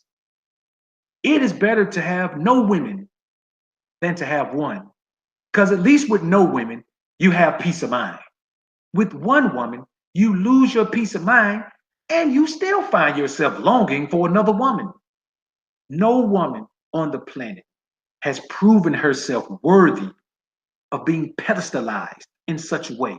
When you have one woman, you are telling that woman that you are the top choice that I have in this world. You are better than every single other option available to me. So here, I will put you on this pedestal where you belong as my one and only. I don't even sound right saying one and only, man. Oh shit. It don't even sound believable coming out of my mouth. Preach.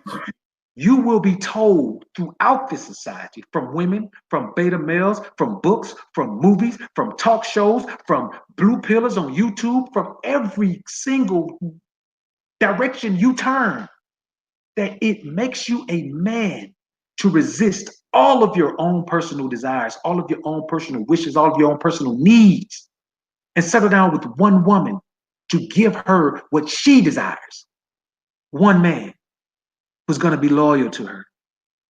And the only man that can ever be loyal, as they call it, to one woman is a beta male, a gay male,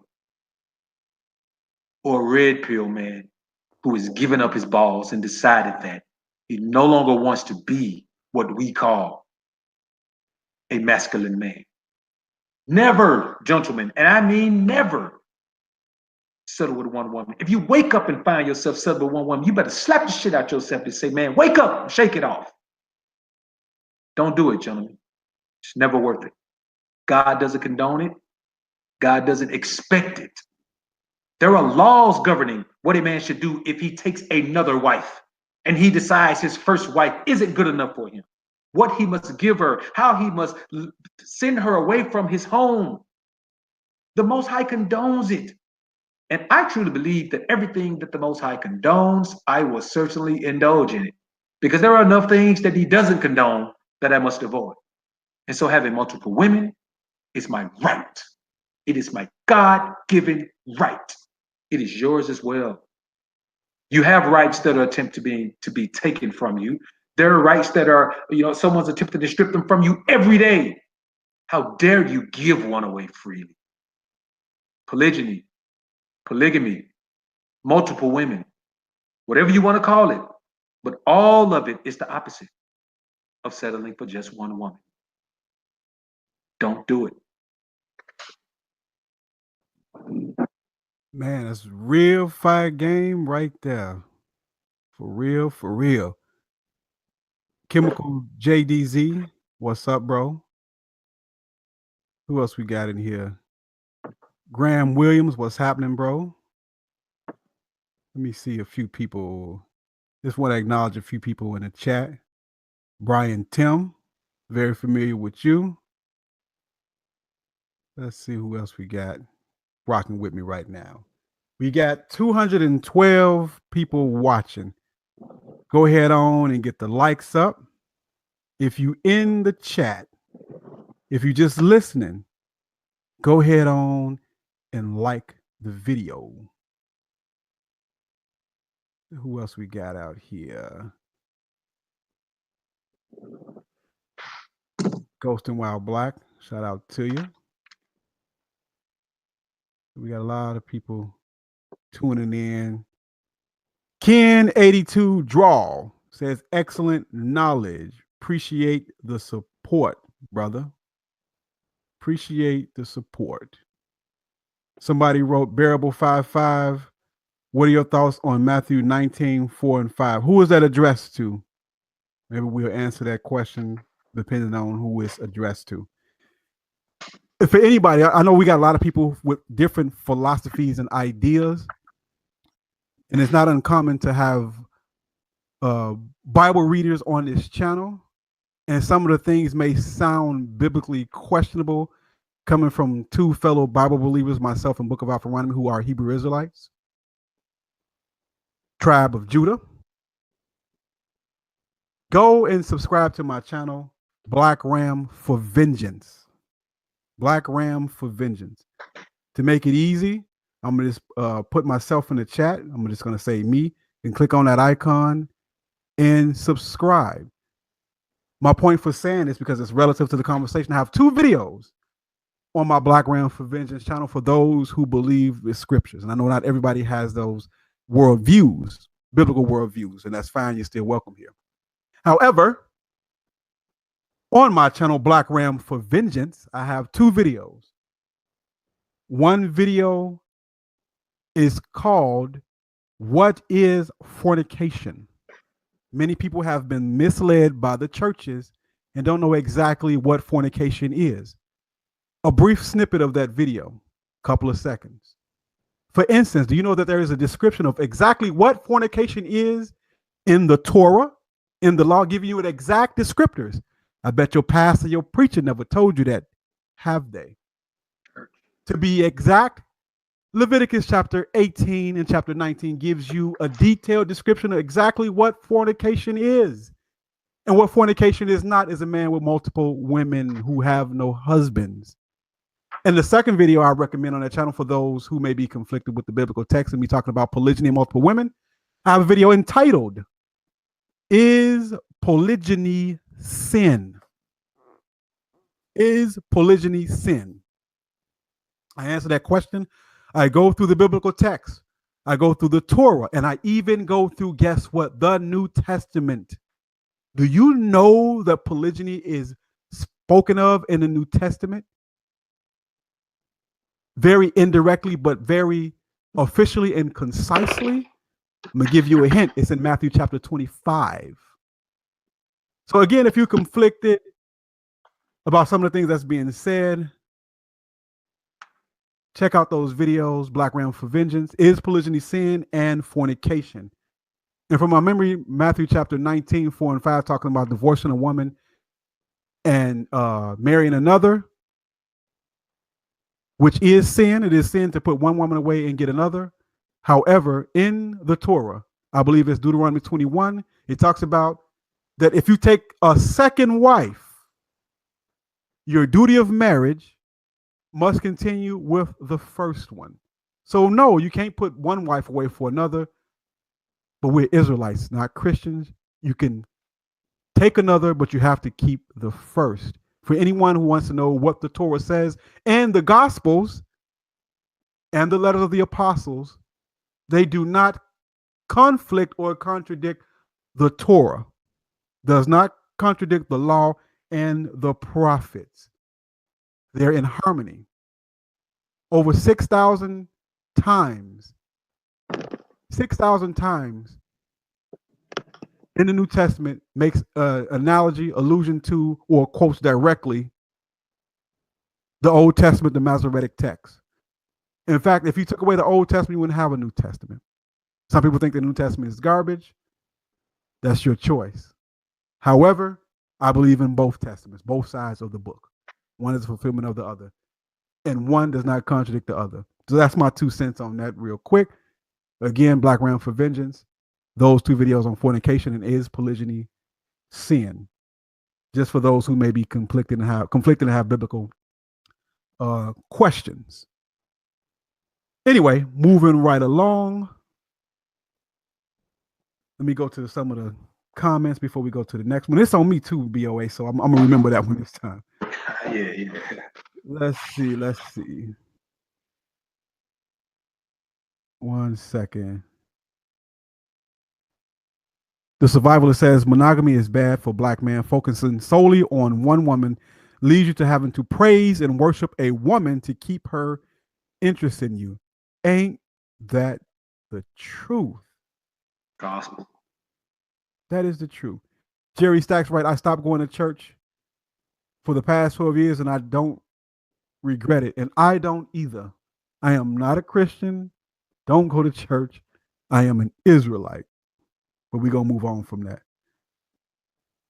Let's see what else we got real quick. Wise Nubian says, each time a man connects with a woman sexually, he releases his life from energy within her. He leaves a part of his information, DNA, in her birth canal. Oh, yeah. And there has been scientific studies done on that phenomenon. It is called microchimerism. The female retains the DNA of every male she has slept with. Sex is spiritual. I heard you on, I think, one of your last videos, BOA, talking about that you don't lay down with a woman unless she is a quality woman. And I myself, I have stopped having sex with fat women, if that means anything to anybody like that. No more big girls, man. No more big girls. All right. So, again, you're listening to Black Ram 313 with the book of Alpharonomy. We almost toward the end of this program. Subscribe to his channel. I'm going to put a link to his channel in the description box. Go and subscribe to his channel. Show him some love. Give him your support. The man with all of this wisdom, chopping up this real good game here on Black Ram 313's channel is the book of Alpharonomy. He's also a musician. He's also a great speaker, a great YouTuber, full of knowledge and wisdom. Subscribe. You will not be disappointed by his content. He put out far more videos than I do. Always got something fresh in the oven, man. So check him out. All right, so let me go with mine. This is my number 7, I believe. I kind of lost count, but we're gonna keep it going. I got an extra one lined up, bro, just in case. Okay, bet. In fact, we'll let you have the. In fact, keep that extra one because we're gonna let you have the last word before we wrap it up. And I'm not gonna belabor this point, but it's an important one. Don't diminish what I'm saying because it sounds simplistic, because it's key. But I believe in life, part of being alpha is having a plan. Having a plan A, a plan B, and having a plan C. Always have a plan, right? Always have a program. Always have a way that you're doing things. Always have a process. Excuse me one moment. Shout out to my Earmore brother, Mental OG. Thanks for tuning in, fam. Appreciate seeing you on here. But always have a backup plan. Book of Alpharonomy talk about having a backup woman. Have a backup plan. Plan A, plan B. What if plan A doesn't work? What's next? This is just a process of life. This is just wisdom. Have a second plan. Always have a second plan. In fact, not just having a second plan, a third plan, have a first plan. Even the things that we may consider mundane. I'm going to share one little financial planning secret with me. It's not really a secret. It's just plans. Little personal story. I bought, and this is not bragging and boasting, man. I don't have no money like that. I bought a Lexus, entry-level Lexus, back, I believe, in 07. The Lexus was a certified used 2005.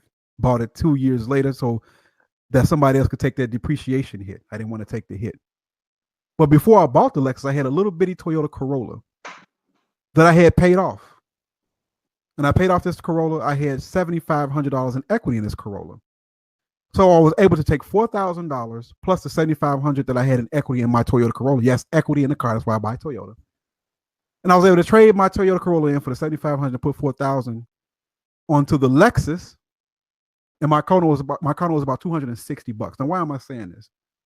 Because I worked the plan. I planned my work, and I worked my plan. And I had a plan A, B, and C. So here go a few things, gentlemen, about this.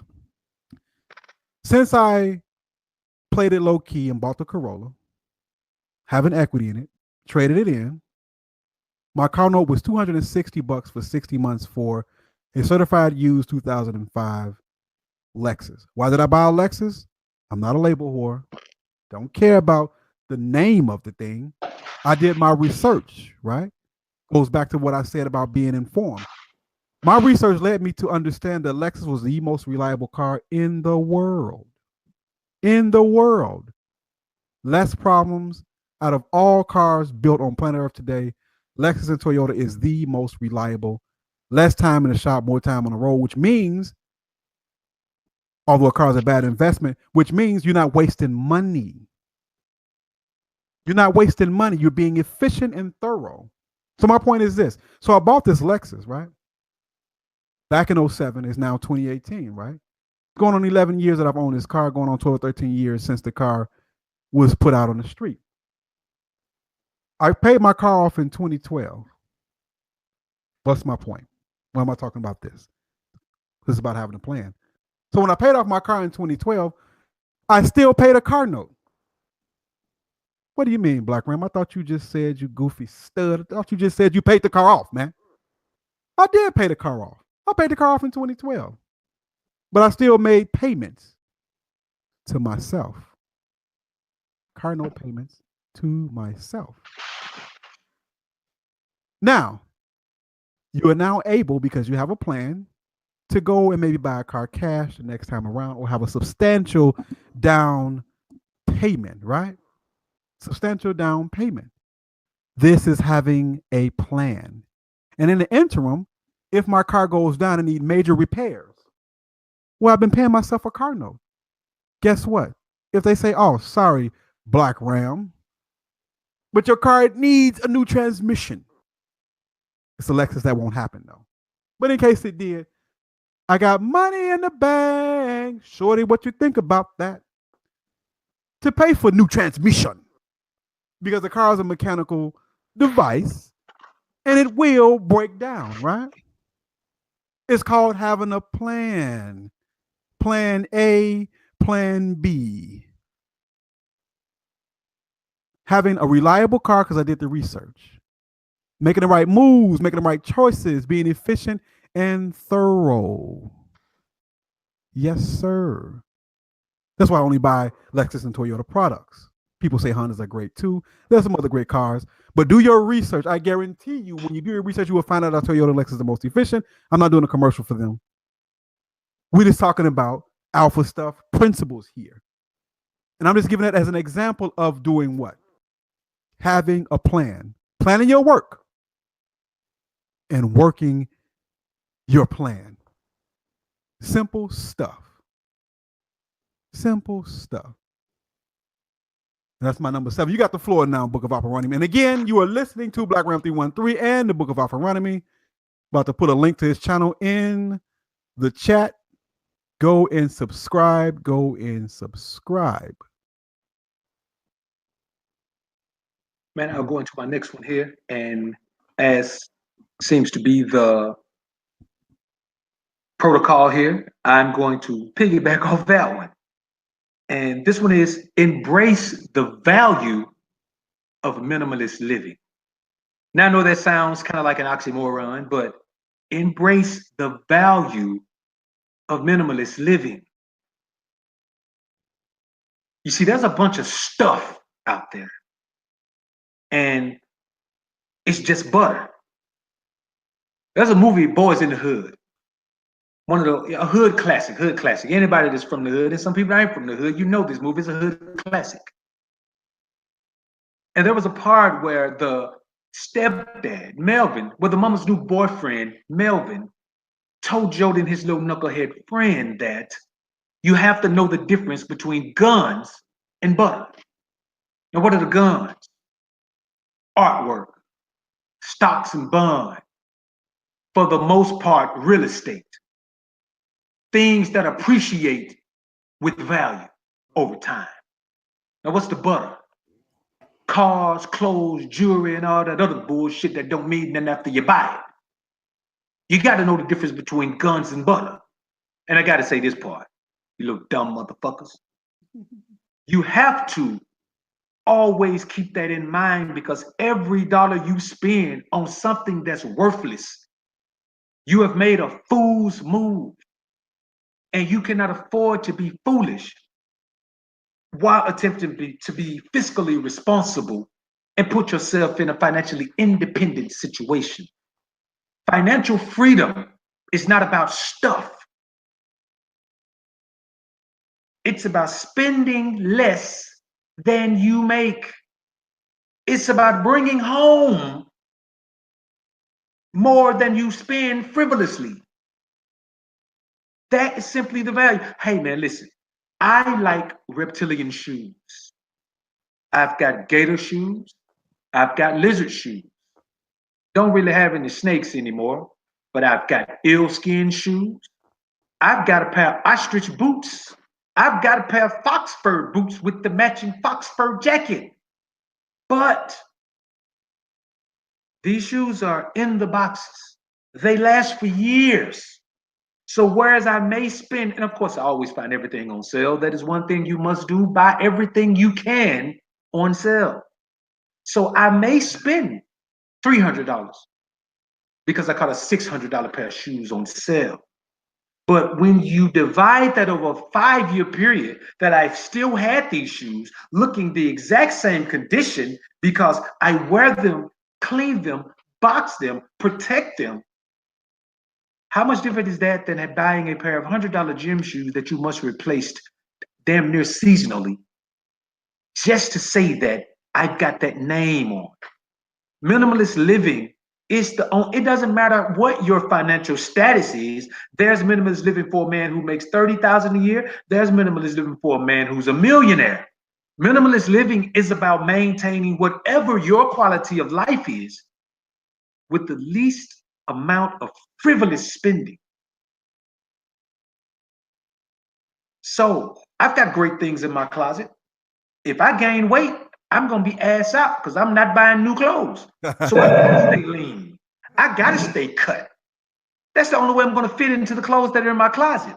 Or I'll be wearing a bunch of fleece with the tapered bottom shit from Walmart. Minimalist living, man, is the single most important step that you can take to guarantee your fiscal security over a long period of time, because you do not want to be that 80-year-old man that's shoveling his shit at the circus. Don't do it, man. Protect what you can. Spend what you need to, and everything else, act like you don't even have it. Invest it or save it. That is the key to minimalist living. All right, I'll pass the floor right back to you, Ram. Real spit, real fire, real talk. That's the book of Alpharonomy. Real game, real wisdom, man. Right here on Black Ram 313's channel. Subscribe to his channel. I believe I'm on number 7/8. I ain't gonna even keep up with the numbers no more. Just going on to the next one. Yeah, let's just go till we run out, bro. This one is important for me, but it requires some balanced thinking, balance in your approach. Lead and never follow. Lead and never follow. Now, I'm not saying that one shouldn't take the time to be mentored and to be guided by those who have wisdom, knowledge, and understanding to impart. But what I mean by this is simple. Let me give you an illustration. When I was about 17, 18 years old, I met a man who was literally 65 years older than I was. And this gentleman taught me a great deal about life, about the scriptures and other things. I wouldn't call him a leader, but I would call him a mentor and a teacher. Now, I didn't always agree with everything he said because I had my own mind, but I didn't take this arrogant attitude because of just disagreeing. What I did indeed was I did the research. If someone says something, you bet your bottom dollar I'm going to do the research to find out if it's true. This is how you lead and never follow. Again, I took the wisdom that was given to me by this man and developed it. Yes. And I'm not saying that I have wisdom, but it's for somebody else to speak of. But I took that and developed it. I did the research. Some things he was correct on according to my research and some things that he wasn't. But this is the meaning of leading and never following. There's a time to listen and absorb information.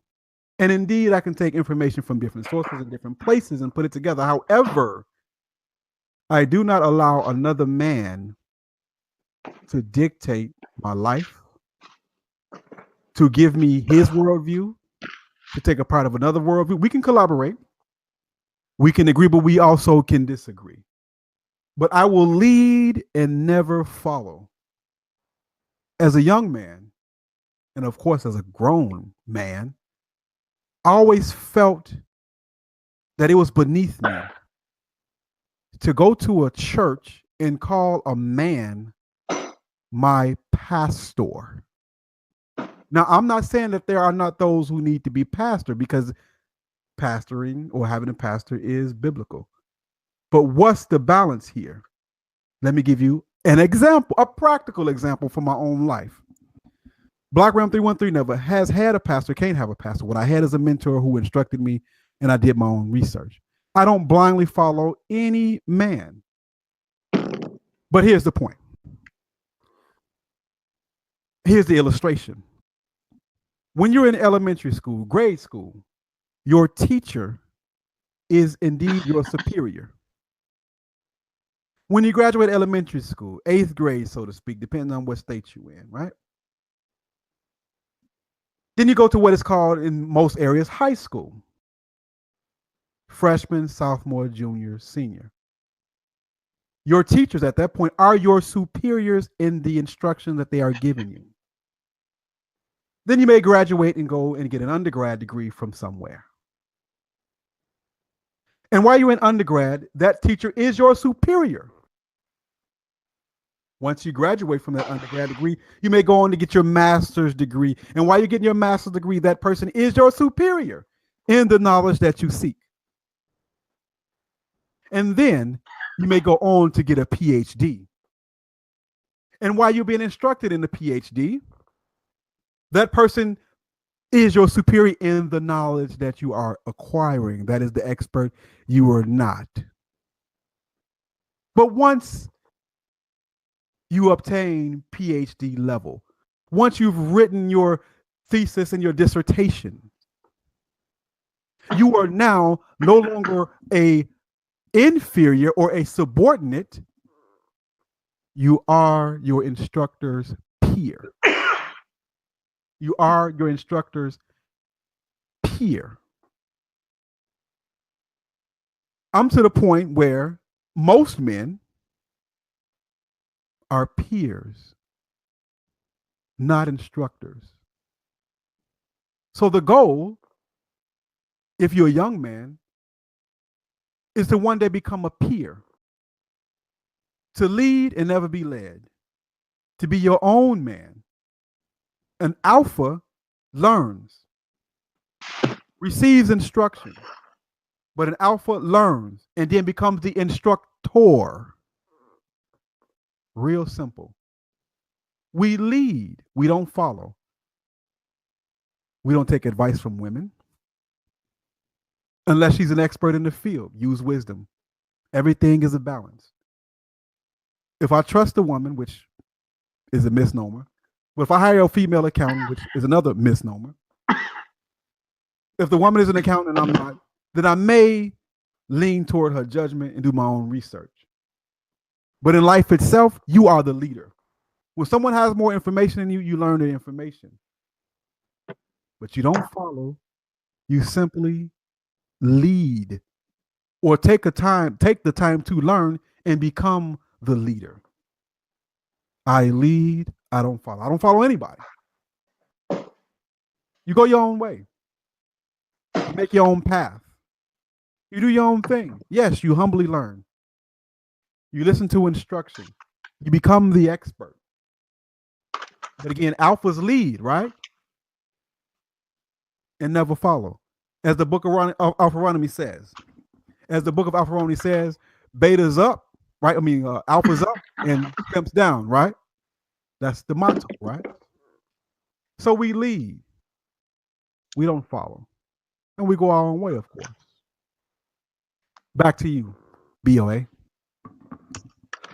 Top-notch game, man. Top-notch game. Man, I'll get into my next one here. Now I don't know if we're on 9 or 8 with the next one.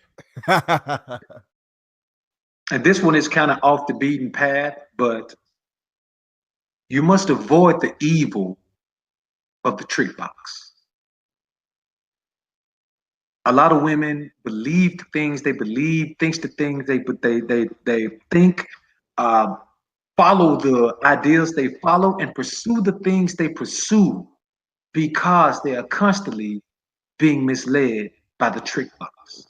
Watching all sorts of tomfoolery that will take your mind and cause you to focus on things that are totally irrelevant or even detrimental to your existence as a red pill man, as an alpha man, as a masculine man, because it will open your mind like a suggestion box and have these different foolish ideas coming to the forefront, having you questioning things that aren't even logical, because those are the type of things that permeate the trick box. So some bullshit reality show, some foolish celebrity survival shit, things that make you focus for any brief period of time. When you think about it, there's only 24 hours in a day. If you're getting a proper amount of sleep, you're sleeping 6 to 10 of those hours. And then if you make it, however you're doing to make money, you're spending another 6 to 8 of those hours most times doing that. You don't have enough free time to waste on foolishness that takes your mind off of the things that really matter in your life. I'm not saying you have to spend every single waking moment beating your brain, planning, doing all of the things that we suggest as alpha men that will improve your life. But what I'm saying is you don't have enough time. Any man here who can guarantee any amount of time in his life, waste as much time as you want to. But you can't guarantee if you're going to wake up tomorrow morning. So every single moment you waste on something that is totally useless, it is a moment of time that you will never get back. It is a moment of time that you are wasting thinking more like a woman, acting more like a woman, believing women's ideas to be logical assessments of the reality of life. Women live in a fantasy world. They create a world in their minds. And instead of dealing with the reality of the real lives, they take themselves and impute themselves into that fantasy world, and they live there until they feel like it's safe to come out again. That is the equivalent of wasting hour after hour on the trick box. I don't watch TV with women, man. Women like to watch dumb shit that detracts from your stability, from your emotional and mental stability, things that are detrimental to your ability to think logical. I'm not gonna go watch no movie with no woman, man. They like to watch dumb shit that leads you to believe that, well, maybe I should love her. Maybe she does love me. And, you know, I'm feeling a certain way about her. Man, you don't need that foolishness in your life.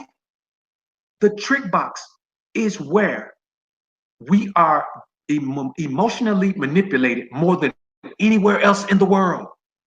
They show you the worst possible news in your area, even though you live in the area for error. And I know that the brother Black Ram, MGTOW Darius, and you other brothers from the Chi-Town, we all know the name that your city has been given, Chirac. They have labeled your city a war zone. Well, why aren't you guys dealing with that? If your city is like Iraq, Iraq is a war zone. You never know when you're going to be bombed. Anywhere you are in Iraq, you can be bombed or shot. They want to paint the picture to us where there are many people in this society who are afraid to travel to Chicago simply because of the propaganda on the news. Man, what you see on the trick box will change your mind and reshape your scope on what reality is, man. And you won't know whether you're coming or going. You'll be living in a fantasy world based on something that someone said to you. Like the brother Ram said, research everything. When I heard about Chicago being Chirac, I have relatives who live there.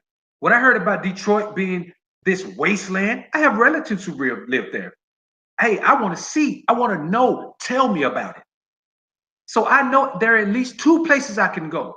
I can go to Chirac and I can holler at the brother MGTOW Knowledge, and I can feel pretty safe in his environment. I can holler at the brother Black Ram. I don't have to feel like I'm in Chirac when I'm in his environment. Don't be fooled by the trick box, man. I avoid it at all costs. If you catch my television on, I'm watching some highlights as I'm getting prepared to start my day on the NBA Network or Sports Center. That's it. If cable didn't come with my residence, if it wasn't a part of my package, I wouldn't have it at all. Avoid the trick box, man. This seems like something so small because we all think as men we're so mentally strong, but you'll relax your mind. You're only strong when you're girded with armor protection, when you're prepared for war. Go to war unprepared and see how fast you get your butt handed to you. The trick box is a trick of the enemy. You can play with it. You can avoid the temptation. You can avoid the misinformation. But overexposure to anything that is meant to trap you will eventually trap you.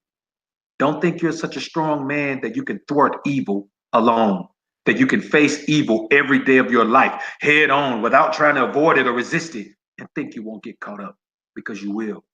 And the trick box is one of the major ways. Back to you, Brother Ram. Real spit. Book of Alpharonomy. Again, go and check his channel out. Good information, good game being spoken of right here. Let me look at some of the comments. Read some of them real quick. Let me see what we got here. Jerry Stacks said, I still got my 2000 Cavalier since 2001. Said it can still fly. Absolutely, man. That's what I'm talking about. Efficiency. Zavala says, never rent, buy, fix up properties, then resell it for profit. Renters destroy your property. They sure do. Yeah. Nick Van Excellent says, if he sold the Corolla, added the 4,500, bought the right stock, and took the bus, you'd have enough to buy a house free and clear to generate income for life.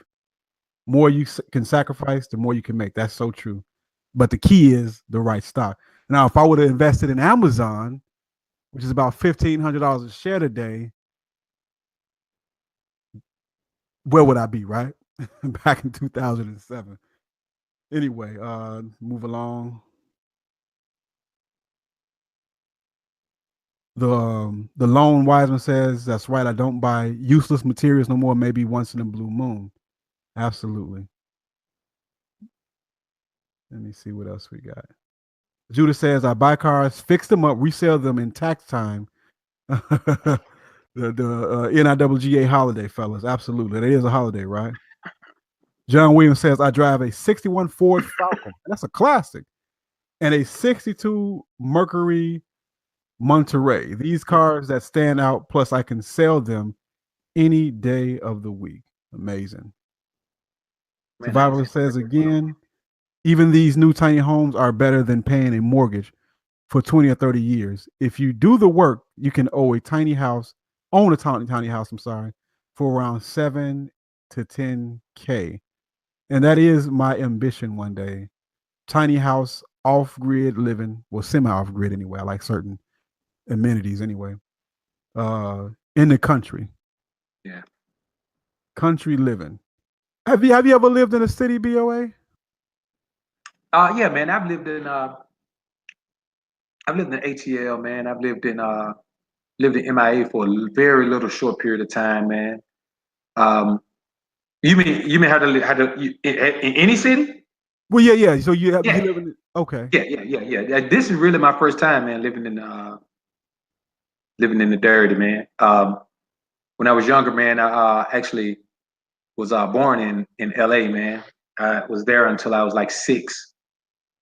So yeah, this is really my first time, man, living in the sticks, man. And it's believe me, brother, it is a different experience. Wow. Believe me. I want to get to a little bit of that in 1 second. I'm gonna read a couple of more comments, and I got a follow-up question with that.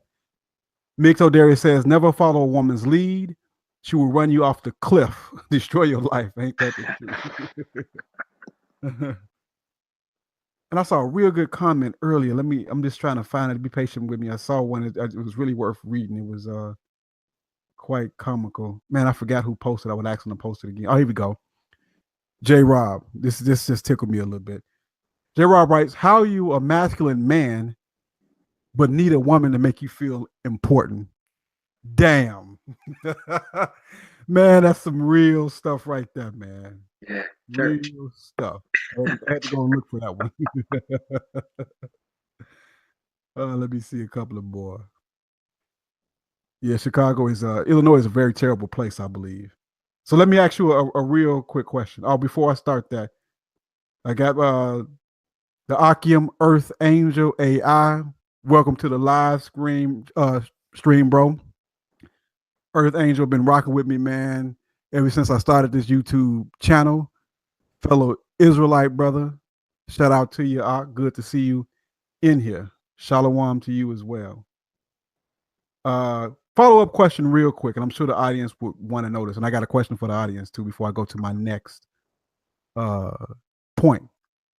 So BOA, are there any distinct differences between the women in Atlanta and in Miami and in maybe the city limits of Louisiana? Yeah, I tell you what, man. I think I'll start with ATL. In the ATL, man, I think there are a lot of very attractive women in ATL, man. But their mindset is, in my opinion, they are really, really, really keen on just viewing brothers for utility value. Like if you ain't getting paper, man, you ain't really getting no play in the ATL. You know what I'm saying? And it's kind of like that everywhere, but in the ATL, they're just blatant with it. It's like, that's what it is. But there's so many tricks in the ATL, and now and it was many years when I was there, man. I don't think the rise of homosexuality that was as pronounced that it is now. It wasn't necessarily referred to as the gay capital of the country back then, but I mean there was an influx of homosexual activity there even back then. But I just think with so many businessmen and so many, with it being the new black mecca for business, there are just so many tricks there. There are so many simps there. There are so many guys who leave with their wallet there, where the women are just spoiled like that. Now, granted, if you got alpha game, if you can get a woman to get a chance to get in her ear and spit some game to her, spit some real talk to her, tell her some things that she never heard simply because you're speaking from your own being without just trying to spit game to her. Yeah, you can talk a woman out of her drawers, but when it comes to just meeting women, man, they are looking for a certain thing. They're looking for you to be driving a certain thing. They're looking for you to be dressing a certain way, having a certain style, wearing a certain amount of jewelry. There's a distinct beta male simp tricking off group of guys there that changed the game there tremendously. What I found out in Miami, man, the short period of time I was there, is that women in Miami are just more, they just want to be able to have some good, clean fun, man. Miami is such a beautiful place to be, man, that nobody really has okay, you could get into like, Liberty City and some of the hoods, and yeah, hoods are hoods no matter where you go. But outside of that, the women just seem to have this, the world is so beautiful, I'm so beautiful mentality, man, where, of course, I mean, you can't go there looking busted and think you're going to, really get any play. But man, you could just be a well-dressed man, just a normal, well-dressed man, that's clean cut and really enjoy yourself in the MIA, man. You really can, man. I had a partner who, we went there for a vacation once, man. Actually, he took a vacation there and just told me all I had to do was fly down. So I flew down, man, and this was probably a couple years ago. And just the interaction we got from women there, man. There wasn't any of that standoffish, let me see what you're about first. Let me see how much money you got first. Let me see if you're a baller first. We really enjoyed ourselves, man. And I enjoyed myself this short period of time I was there as well, man. So pretty much all beautiful women want a man who has some substance. We all know that. But in the MIA, it seems like they're just a little bit less pressed for it. I think the aura there is different because it's so tropical, man. Now, let's get to Louisiana. Totally different world. Totally different women. Totally different outlook on fitness. Totally different outlook on beauty. I'm gonna be honest with you, man. Some of the worst looking women I've seen, man, I've seen in Louisiana. That's no lie. That's not to knock the state or anything, man, or anything. It's not to address any other aspect of life in Louisiana, except that I've seen some of the worst looking women I've ever seen. And I mean, they be terrible looking, man. And they be having, and guys don't really care, man, because the worst looking women, man, be the ones with the children, man. Like guys be having unprotected sex with them, man, like creating families with them and shit, man. And it's just like anywhere else, man. Now, don't get me wrong, man. They have some great looking exotic dancers there, man. Great looking exotic dancers, but they're always from somewhere else. When you hear about the dirty South, the freaking the obesity and all of that, man, it is real, bro. It is real.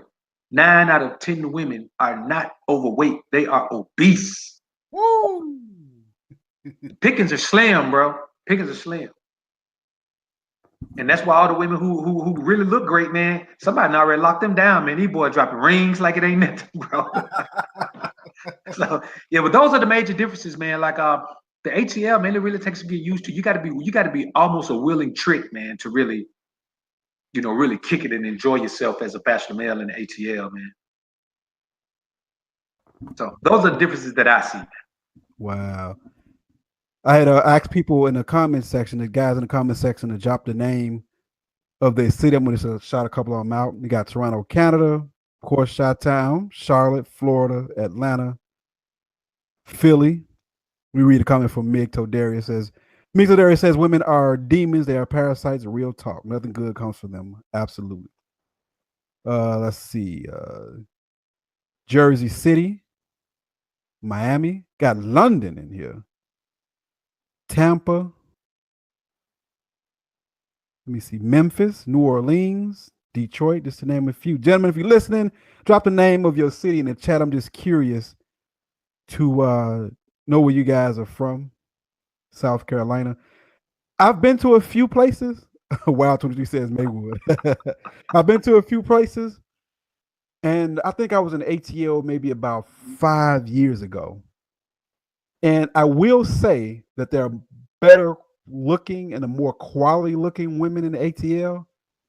And I don't know why I hit this thing in my mouth. I was going to see a lot of dark skinned women, but I saw a lot of red bones. The only thing about ATL, most women that are in ATL are not from the ATL. They from everywhere.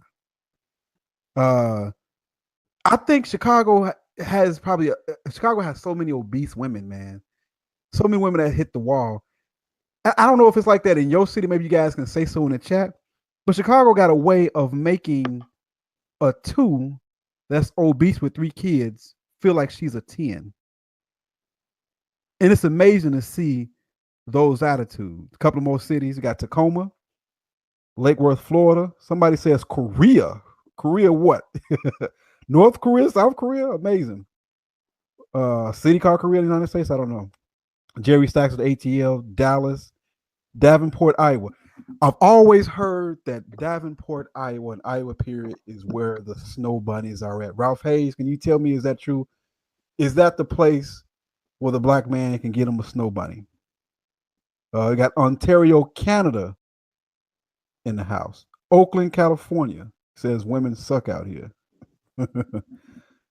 The survivor says the wall used to be 35, but it's dropped fast from 20 to 25. Man. So the fatty women far outnumber the women in shape. Many never make it to 23 and they are bloated. Wow. Survivalist, what city is that again? Just to let us know. Again, Dallas, Tampa, Florida, Savannah, Louisville, Kentucky. Wow. Honolulu, Hawaii. Now, you would think in the mind that has probably a lot of beautiful women. Louisville, Kentucky. Shay Morpheus, you in Barcelona, Spain? Wow, Shay. My man. Shay Morpheus is another guy that's been rocking with me for a very long time. Got Detroit in here, Bronx. Judith from ATL, Pontiac, Michigan. A lot of people from Detroit and the Michigan area. Survivalist, Kankakee. Is that Kankakee, Illinois? Survivalist, I know all about Kankakee. Stankankee, we can call that. Van Paul from Australia. Wow. The sinister minister writes, I'm from Birmingham, Alabama. So I swear it's like a part-time job trying to date here. I'm actually going to file taxes.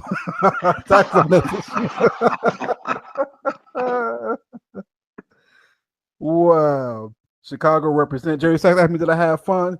Yeah, I had fun in ATL. One thing about the ATL in Georgia, period, the strip clubs, I did go to some, and believe it or not, that was some years ago, and I did not put no money in the stripper's pocket. I paid the entry fee, but I did not tip the strippers. But anyway, ATL had some nice women, man. Some nice looking women there. I got to admit that. Tamara Reese, she's from Savannah, Georgia. Savannah, Georgia, man, that sounds like a beautiful place. Have you ever been to Savannah, BOA? Man, you know what? Only passing through, man. Only passing through. I heard some great things about Savannah, Georgia. Houston, by the way of Miami. I heard there's a lot of nice looking women in Houston too. I heard the Texas area had some top notch women in there. Oh, there's some bad SA chicks out there, man. Yeah, Massachusetts. Survivors, that is Kankakee, Illinois. Oh yeah, I know all about Kankakee. Northwest Indiana. Miss Lemma says Brooklyn and Miami. Brooklyn now. Wow. Brooklyn, New York. Now I heard it was some nice women in Brooklyn, but every time I see any image of people on the street in Brooklyn, it's usually some, a lot of I don't know, some very hood looking women in Brooklyn. But I suppose there's some bad ones too. I have been in New York just passing through as well. And some I wasn't really impressed with New York women for some reason.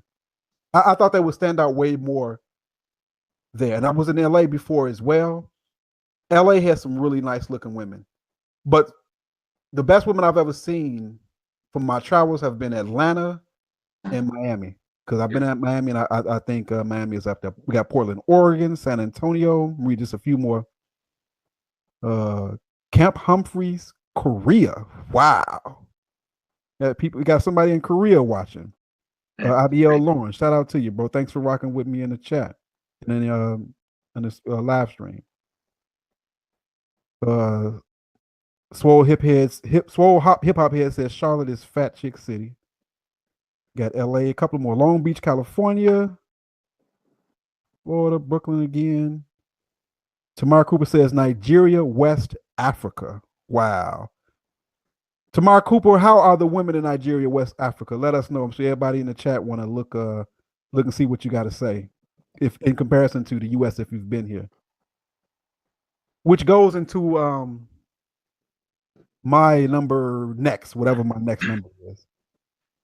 But then before I go into my next number, I know we have a lot of guys that are MGTOW, IBMOR, guys that are PUA, red pill, period. But as red pillers, a lot of us still are willing to approach women. So just out of curiosity, the guys in the chat, those who are still willing and have within probably the last 6 months, we include both of those, approach women. Let me get a number one in the chat because it goes into my next point. So if you are still approaching women, if you are still open to approaching women, hit number one in the chat before I go into my next point. And we are close to wrapping this up too. We'll be on for about another 20 minutes or so. I'm probably going to take some questions at the end. So how many of you guys are still open to approaching women? Number one in the chat before I go back into the topic at hand. I'm just waiting for a few more. We're getting a lot of number ones here. MGTOW Darius, if you out there, are you still at least willing to approach women? Are you talking about certain dates you went on? If you're still in the chat, let me know. MGTOW Darius. Let me know. Shay Morpheus. Jerry Stacks, you still in here. Mr. Limba, let me know. Everybody with a YouTube channel, let me know. I'm very interested just before I get into the next point. Cougar Killer, let me know. Judah, if you're still in here. J Rob, let me know. We're getting a lot of number ones. Wow, J Mac, that means you're really out there in the game, huh? See, let me see. A lot of number ones. And by the way, you're listening to Black Ram 313 with the Book of Alpharonomy. Thank you, Swole Hip Hop Head, for the super chat. Much appreciated, bro. Big ups to you. But you're listening to Black Ram 313 live with the Book of Alpharonomy. I'm about to drop a link to his channel in the description box. Well, not the description box, the chat box, so to speak. Do me a favor, gentlemen. Go and subscribe to his channel if you have not already. To continuously hear this good game, when you subscribe to the Book of Alpharonomy's channel, make sure you click the notification button so you can be notified when he drops new videos. He puts out substantially more videos than I do. So when you're not listening to Black Ram, you can go over there to my brother, Book of Alpharonomy, support his channel, PayPal links over there, variety of videos. My man does music, alpha stuff going on over there. Subscribe. He does live streams quite regularly. A wealth of information. Talks about health, wealth, prosperity, all those things, minimalism. The guy has a lot of knowledge. My brother, Book of Alpharonomy, has a lot of knowledge, a lot of things to offer over there. So subscribe to his channel. And shout out to everybody in the live stream. So we had a lot of number ones, which takes me into my next point. Let me see if a couple more people drop a number one. I don't know if Mr. Limber's still here, if he dropped a number one or not. All right. So let's get on with it. Here's the point, gentlemen. The next one for me is let the game come to you. This is alpha. This is IBMOR. This is the red pill. We let the game come to us. What do you mean we let the game come to us? I've talked about this before. Bears repeating. I'm going to make an analogy to basketball. When Jordan first started, he was one of those people we call a run and gun. Yeah, he scored some points, but he wasn't doing much else. Just running and gunning. Always getting the ball and trying to score. Young, energetic, and just scrappy. Shout out to you, Judah. Shalom. Thank you for the donation, sir. Jordan was young and scrappy back in the 80s. Oh, he was the man. Don't get me wrong. Jordan was the man. Yes, sir. He was the man. Mr. Limber writes, Says, I will approach, but she must really appear to be worth it. Women come to me, so I rarely do. I'm open, especially to foreign women. I don't try hard. If she has an attitude, I'm out. True. GMS North Carolina 24. Shalom. Ak. Much appreciated for the donation, man. Much appreciated. GMS in the house. Let the game come to you. So Jordan, like I was saying, he was young, running and gunning, real scrappy player. Always trying to dunk the basketball straight to the basket type of guy. But as Jordan got a little bit older, he started adding elements to his game. He became more of a passer, more of a defender. Soon he was on all defensive team year after year, leading or in the top 3 or 4 in steals, getting his rebounds up, getting some double doubles. He evolved as a player. He developed a shot called the turnaround jumper. Still haven't seen nobody execute it as good as him, except for Kobe, who still is not as good as MJ. The turnaround jumper was both defensive and offensive. As the point guard would put the ball in his hand as a shooting guard, with his back toward the basket, turn around and jump shot. High arcing, swoosh. For him, that jump shot was a higher percentage shot. What changed with MJ? Instead of pushing so hard, instead of being scrappy, instead of always trying to make that run to the basket, he developed a more overall and all-around game. He allowed the game to come to him. No more forcing shots, more finesse, more court awareness. Why am I talking about this? What are you saying, Black Ram? How does this translate into being alpha? How does it translate? What does this have to do with letting the game come to you? When it comes to life, when it comes to women, let the game come to you. I got to pause real quick to give a shout out to Chris Cantu, who asked the question, what do you think of the Sigma male? Like alpha, but more MGTOW oriented. Appreciate you. Chris Cantu is a notable YouTuber who I am subscribed to. And give me a second. I'll try to come back to answer that question. Thank you for watching. So let the game come to you. No more forcing shots. When it comes to life, there's an old saying, when opportunity meets preparedness, the translation is indeed success.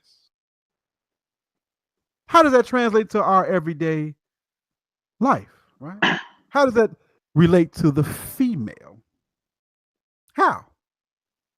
How does that relate to you on your job? Let the game come to you. Be prepared for success. When an opportunity comes, take the bull by the horns. If you're looking for investment opportunities, when you see it, you're prepared already. Let the game come to you. No rushing, no forcing shots, no forcing the game. Whatever your endeavors are, let the game come to you. When it comes to a woman, once you mature in the game, once you've learned certain things. Now listen, whether you MGTOW, whether you IBMO, whether you SYBM, just red pill, period. There are tools within the red pill sector of YouTube, within the manosphere, and those tools are PUA, learning the game and how to apply it. Those tools are going your own way. Those tools are IBMOR. These are tools in the tool belt, like Batman, right? And we use these tools, right? So if you're out there approaching women still, right, you are allowing the game to come to you. Somebody wrote in the chat that you look for choosing signals. Absolutely. An alpha ain't running around chasing skirts. You ain't chasing no woman. You letting the game come to you. If you're out there, certain rules you got to play by. It's just the nature of the game. If you don't want to go out there and do what it takes to deal with women, then don't be out there. Simple.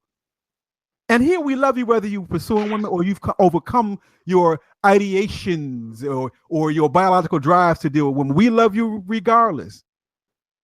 I go my own way. I'm immoral. I still approach women from time to time. I deal with women, yeah. These are just tools in the arsenal, fellas. But you let the game come to you. How do you let the game come to you? If you at a bar, lounge, or club, if you out and about, yeah, you're gonna be sharp, man. You're gonna dress well. You're gonna smell good. You're gonna have a pleasant attitude. You may use cocky, funny comedy. You may use everything in your arsenal. You're gonna use the rules of the game. You're gonna use pickup. You're gonna be smooth, suave, and debonair. You're gonna do all of these things. Ghost and Wild Black, thank you for the super chat. So they must choose us and realize our value as a man. Absolutely. But you're going to put your place in certain situations. Put yourself in certain situations to be chosen. You're going to let the game come to you. Got to pause again. Another notable YouTuber, Jada Black. Thank you for joining this live stream. And mentioning that we got Chris Cantu, we got Jada Black, we got Migto Darius. In this sector of YouTube, there is a wealth of knowledge, wisdom, and information. All the guys I just mentioned, subscribe to their channels, and I appreciate all of them for coming to rock with me. Now, but you let the game come to you. So you're going to dress a certain way. You're going to have a pleasant attitude. And when a woman gives you the choosing signals, then you're free to holler. But you ain't chasing. You ain't working hard. In fact, when you go to the clubs, bars, or you out and about, you ain't even looking. But when a woman looks over and she sees an alpha male, when she sees a well-dressed male, when she sees a man who's about his business, when she sees a man who's confident, when she sees a man and she sees your magnetism, which shows being with you is to her benefit, to her good, she would be wise to choose you because you letting the game come to you. You're being prepared now. What up, burnt DNA? You're being prepared now. You're looking well. If you're going to play the game, you might as well play it to the fullest. You might as well soak up game from PUAs on YouTube. You might as well, if you're going to play the game. Now, here go one thing I have a problem with certain guys, right? I love all you guys, my subscribers, those who are not even subscribed. But here go the thing, gentlemen. My channel was about female nature. My job is to explain the intricacies involved in female nature. I'm not necessarily a PUA.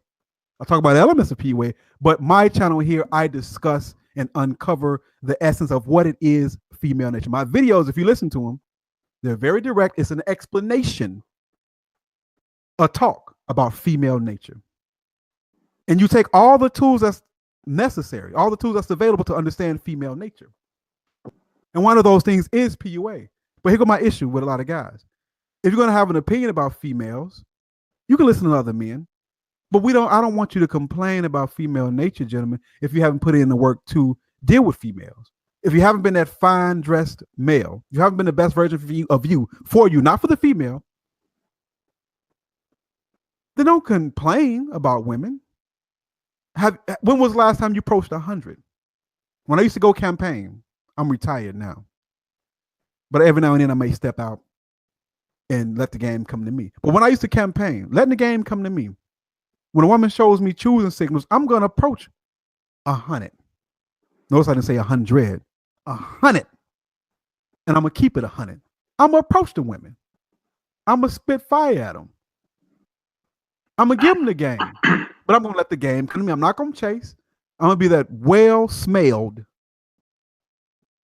red pill male. I'm going to let the game come to me. And I'm going to be in effect, man. I'm going to do my thing. We're going to be safe. We're going to be careful. And we're going to run through them. We ain't finna be in love. We ain't trying to get married. See, we PUA, but still red pill. We going our own way. We immoral in this place. We ain't looking for wifey. We looking to hit that box. So if you're still out there approaching women, let the game come to you. Be the best version of yourself and let them approach you. Let me tell you a secret, gentlemen. I've seen this many, many times before. When you are on point, many females will come your way and holler. And I'm going to be very honest with you. Over the last few years, the women that I've dealt with have come my way. Literally, they are the ones who made the approach. And the ones who didn't make the approach, they made themselves very, very, very available. Very available. So you let the game come to you. Absolutely. Now, before I give you the floor, Alpharonomy, I want to address Chris Cantu's question. I haven't heard a lot about Sigma males. I know Guy King has adopted that term. And from my understanding, and off of what you said, Chris Cantu, a Sigma male is a man who is basically going his own way. That's not necessarily, if I'm getting this correct, participating in pickup. I think Sigma male is just another term for alpha. Is it really much difference? Here go the thing. In my mind, if you're a red pill and if you're a guy that's worth his weight, you didn't come to the red pill because you were rejected so much by women per se.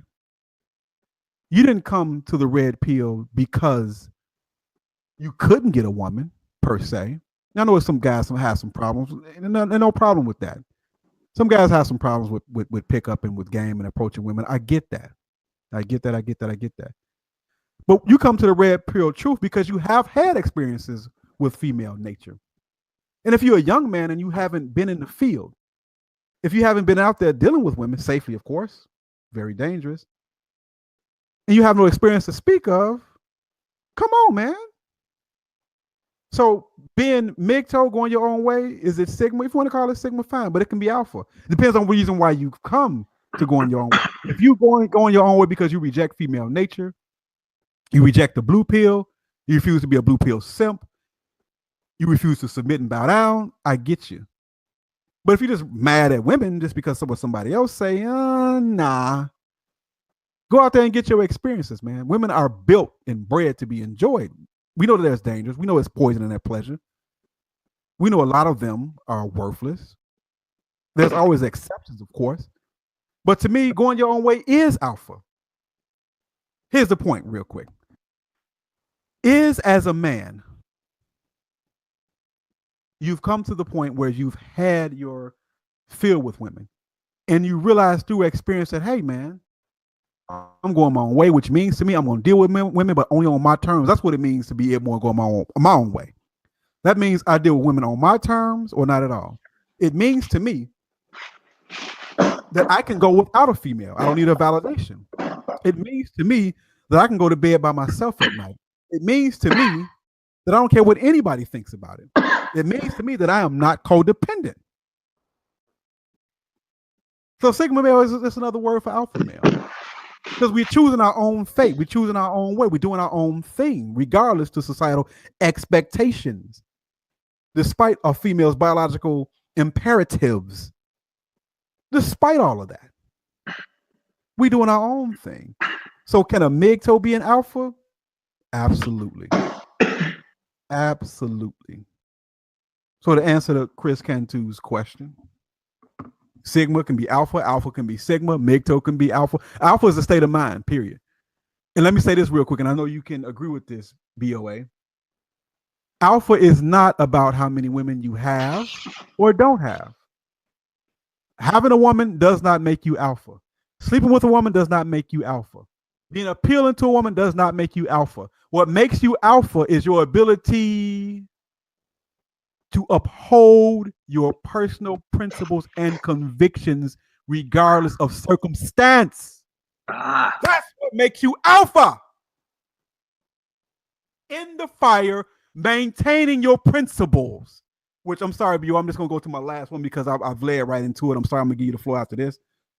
But my last one, my number 10, is maintaining your principles regardless of circumstances, maintaining your alpha frame regardless of what's going on. I'm going to give you some examples of this. Maintaining your frame, maintaining your alpha maleness, regardless of temptation, regardless of trials and tribulation. Because in the world, you will have tribulation, right? But maintaining these principles, let me give you a few.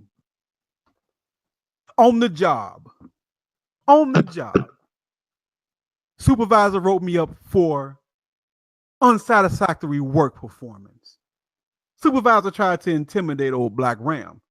Black Ram looked supervisor in his eye and said, respectfully, sir, I did my job according to company policy and procedure. And if you don't mind, I would like to know what actually did I violate. I looked him straight in the eye and said, I am an employee and a damn good one. And I need to know what company policy did I violate. Look him straight in the eye. And you know what this employer did? He looked down and to the left. Couldn't even make eye contact with me. Now that's alpha. No, yeah, on the job, you were subordinate. Yeah. But I stood up for myself and looked that man right in his blue eyes and said, yo, I'm very competent in the job I do. What's so unsatisfactory about what I did? What policy and procedures did I violate? I didn't shrink because he was a supervisor. I didn't shrink because he had the ability to sanction me. But I used wisdom. Red Pill Lifesaver, thank you, bro. Red Pill Lifesaver has been rocking with me from day one, man. I appreciate that, fam. And when I say fam, I mean that. Always making comments. Always listen to the videos. I appreciate you, bro.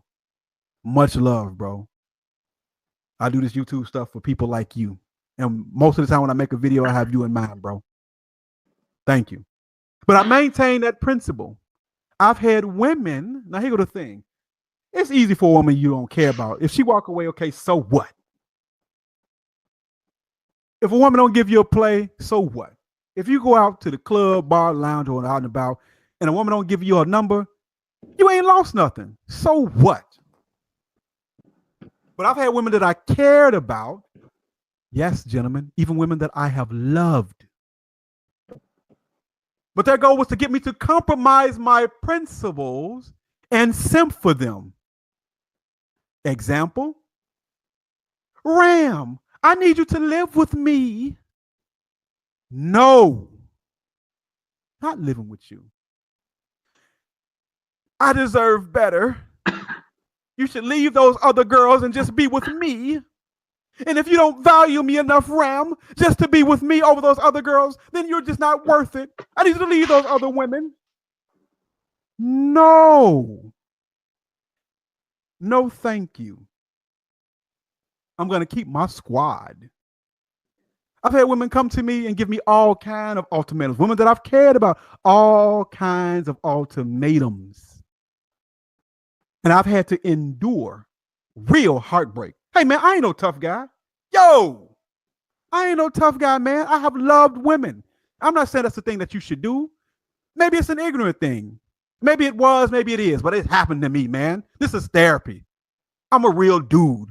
I didn't win everything. I've been winning the last 15 years, but I haven't won every situation. I've been heartbroken. I have been balled up in the corner in the fetal position crying over a woman. And I've also known guys who've taken a bullet to their own heads over a woman. But let me tell you what I haven't done. I haven't compromised. I haven't simped for the female in the last 15 years. And women that I've cared about deeply, when faced with the possibility of them leaving me and me keeping my principles, leave me. That's what it means to be alpha. Through the adversity, through the fire. Maintaining your principles, your standards, your convictions. That's what it is to be a man. You can't buy that. Gold tried in the fire. Timothy Hicks, thank you. That's who you have to be. And in order to approach that, in order to have that, to have those internals, to have that intestinal fortitude, the red pill must be consumed, not only on a daily basis, but it must be internalized.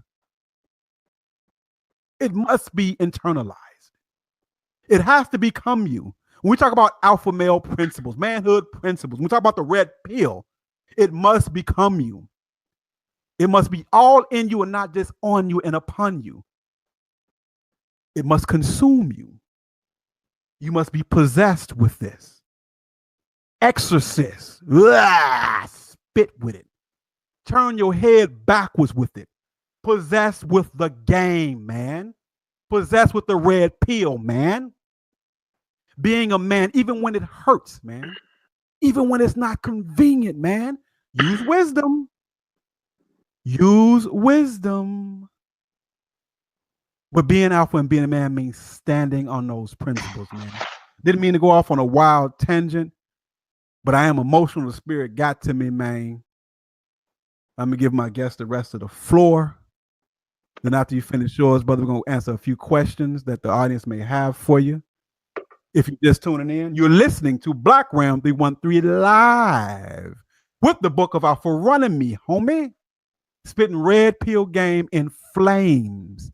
Talking about the very definition of what it means to be alpha, man up, right?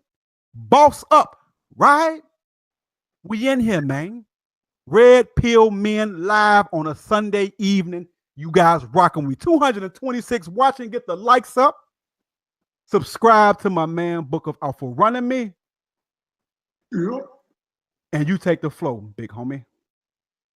Bro, I'm going to tell you what you just did, man. You just got the spirit moving into place, bro. That's what you just did. Yes, I'm talking about, man, red pill. I feel, you know how the little Tweety bird fly around your head when you get knocked in the head, man? I see the red pill flying around my head, bro. Yes, sir. Yes, sir. Man, I'm going to sum this up the best way I know how. After everything we've discussed, after all of the things that you red pill men have on your own list, all of the things that we believe make us who we are, it will be shunned, it will be frowned upon, it will be looked at as foolishness, it will be looked at as men who do not understand what manhood is. You name it, and it will be looked at in that evil way. But what I say to you is, never apologize for being a damn man. Mm-hmm. You be who you are, no matter who's offended. We are red pill men. We believe in having multiple women. So what if they don't like it? Should we apologize for it? We believe in living by our own means, by our own rules, doing the things that benefit us more than they benefit everyone else, even if it means that someone else will be affected in a detrimental manner. So what? Never apologize for being a man. No matter if women say you should be this way, no matter if the Derek Jacksons of the world say that you are not this type of man because you do not honor women, you do not uplift women, you do not date the single mother, you will not be a stepdad, you do not date fat chicks, as the brother Black Ram said he doesn't anymore. These are choices that we make as men. And it doesn't matter who is offended by them. Never apologize for being a man. Not just being a man, being the man that you desire to be, the man that makes you proud to wake up in the morning, the man that you can look at in the mirror in the morning and say, you know what, brother? I have nothing but love for you. You are the most amazing brother I've ever met in my life. When you can say that to yourself every time you look at yourself in the mirror, then who cares who doesn't like it? If your mama don't like it, if your daddy don't like it, if your family says you are cast away from us, give us our last name back and just call yourself Book. That is what you shall do. You shall never apologize for being a man. Why should you apologize for bringing your own self joy? Why should you apologize for pursuing multiple women if that's what you want to do? Why should you apologize for, hell, having 2 or 3 women with you at the same time? Why should you apologize? Why should you apologize for the fact that you do not believe in going to church, that you do not honor the pastor as your spiritual guide? Women will have you believe that every part of you that's not commensurate with what they believe you should be is simply you being immature. You're still a boy. You're not a man yet. You haven't grown into your maturity. You haven't grown into the ways that please a woman. Let me tell you something, man. I don't give one red cent about a woman's pleasure. Even when having sex with a woman, I don't care about her pleasure. I'll tell you what I will do. I will bring enough tool to work with, and I will not be a minute man. Everything else is totally up to her. She's been dealing with herself for years. She knows more about pleasing herself than I do. If she wants to talk, if she wants to say what works, okay, great. But other than that, I do not care anything about what a woman wants, what a woman desires, what a woman needs, what a woman feels. I only care about myself. I'm selfish, man. So what? I always ask God. I give all of the love I have to the Most High. I make sure He knows that that's what I'm doing. So anyone who deserves to feel that from me, I just allow Him to dole it out to them. If you don't feel it, He didn't give it to you. It's not on me. I put it all in His hands. Be the man that you desire to be, the man that you've always dreamt of being, whatever that means in your life. And never apologize for that. Never compromise it. Never let anyone believe that they have any possibility of transforming you into who they want you to be, as opposed to who you want to be. Because at that point, you have given up on your very own life. And man, you have been building this life ever since you were born. You were built for this. If you're a red pill man, you were built for this, man. You ain't new to this, you're true to this. This is what you were put here to do. This is what you were put here to be. There are simps out here. There are blue pill men out here. There are beta males out here. There are simps out here. There are men out here who are still pursuing marriage from women, even though they have gone through terrible divorces and lost half of their goods before. They simply think it was them. And there are these guys out here who will tell you, if you not get along with a woman, it is you. If you cannot have a successful relationship with one woman, it is you. Real men.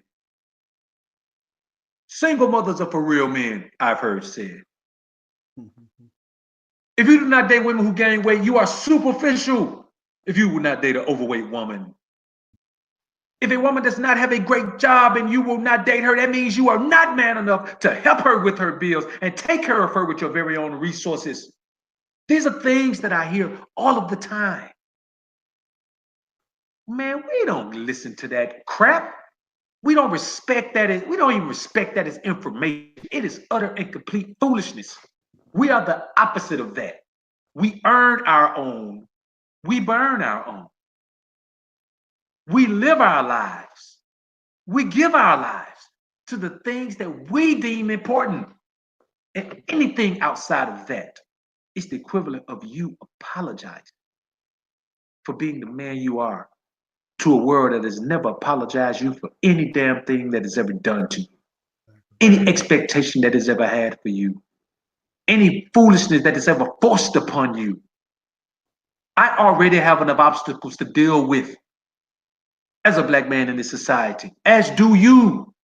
The least we can do for ourselves is be the man we want to be the man we need to be in our own minds and hearts, be the man that is pleasing to the Most High. Never compromise that, and never, I do mean never, apologize for being a man. Back to you, Ryan. Man, that is uncut truth right there. Red pill wisdom at its best. In case you didn't know, that was the book of Alpharonomy. Subscribe to his channel. Support the brother. Red pill wisdom extraordinaire on his channel. I'm subscribed. Been subscribed for a while. Been rocking with him for pretty much day one. And I knew right away that this guy had some real game to share. I brought him on his platform to introduce him to my audience. He's already created a YouTube channel and made a name for himself. He doesn't need my help. However, it is to our benefit that this brother has graced us with his knowledge and his wisdom, talking some real alpha male empowerment. like none other. Good Yeah, stuff hey, here, boy. before you get to the questions, bro, let me just send a shout out to the brother Ram, man. Man, he was one of my first 100 subscribers, man. Believe it or not. You know, the brother's been almost been listening to me, man, support me from the beginning. So just the honor of having the brother invite me to the stream, man. You know, I am not a man who seeks anyone's approval, but I do appreciate the acceptance of such a renowned brother who is, you know, pretty much the godfather of this shit, man. If you think otherwise, man, then you just made him a hater or something like that, man. There is no one in the manosphere who does not have respect for the name Black Ram 313. And I appreciate you, brother. You know, this is not something you had to do. And I appreciate you doing it, man. And I forever be indebted to you for it, brother. Much appreciated, fam. I really appreciate you coming here and sharing this red pill wisdom, man. And hopefully in the future, most high willing, we'll continue with more alpha talk and more alpha shows, bro. And I appreciate you rocking with me. No doubt, bro. No doubt. All right. So let's get to some of the questions. Tamari says, thank you both for everything. There was some great knowledge that you all were spitting. Appreciate it. J. Rob said, don't apologize for being a man. There needs to be a book. Absolutely. No doubt. Absolutely. That would be a good book, right? So before we get out of here, again, I like to thank everybody who has donated to the channel. Again, you're listening to Black Ram 313 Live with the Book of Alpharonomy. Subscribe to his channel. I'm about to put a link to his channel in the chat. Check him out to hear more of this. Again, thank you all for stopping by, all who have donated. Thank you for my moderators and all of you guys, all the notable YouTubers who have stopped by the channel to check me out. Before we get out of here, are there any questions for the Book of Alpharonomy before we get up out of here? I'd like to thank you again, BOA, for coming on, man. This has been some real fire game you was spitting here, man. It's definitely been a pleasure, man, doing this YouTube stream right here. Hey, I appreciate you having me, bro. You know, the brother's been asking for it, man. So, you know, I'm glad we could finally deliver it to him, man. Yes, sir. And peoples, if you have not subscribed to my Black Ram for Vengeance channel, check me out. It's a backup channel. And I have videos on that channel that I do not have on the Black Ram 313 channel. So give it a couple of seconds. If you have any questions, let's see. Reginald Jones said, "Have Alpharonomy ever been heartbroken?" I was heartbroken by my mom as a kid, man.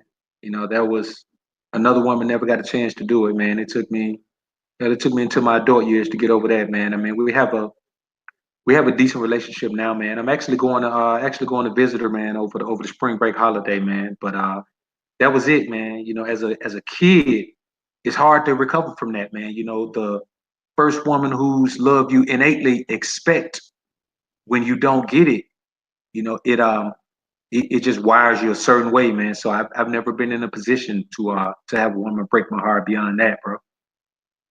You know, fortunately and unfortunately, man, I think experiencing that type of emotional involvement with a woman, man, for a short period of time, I think it enriches a man's life. But I just don't have that experience, bro. You know, I've never been able to love a woman after that. So, you know, with that being said, it's virtually been impossible for me to have my heart broken after that, man. Indeed. Let me see.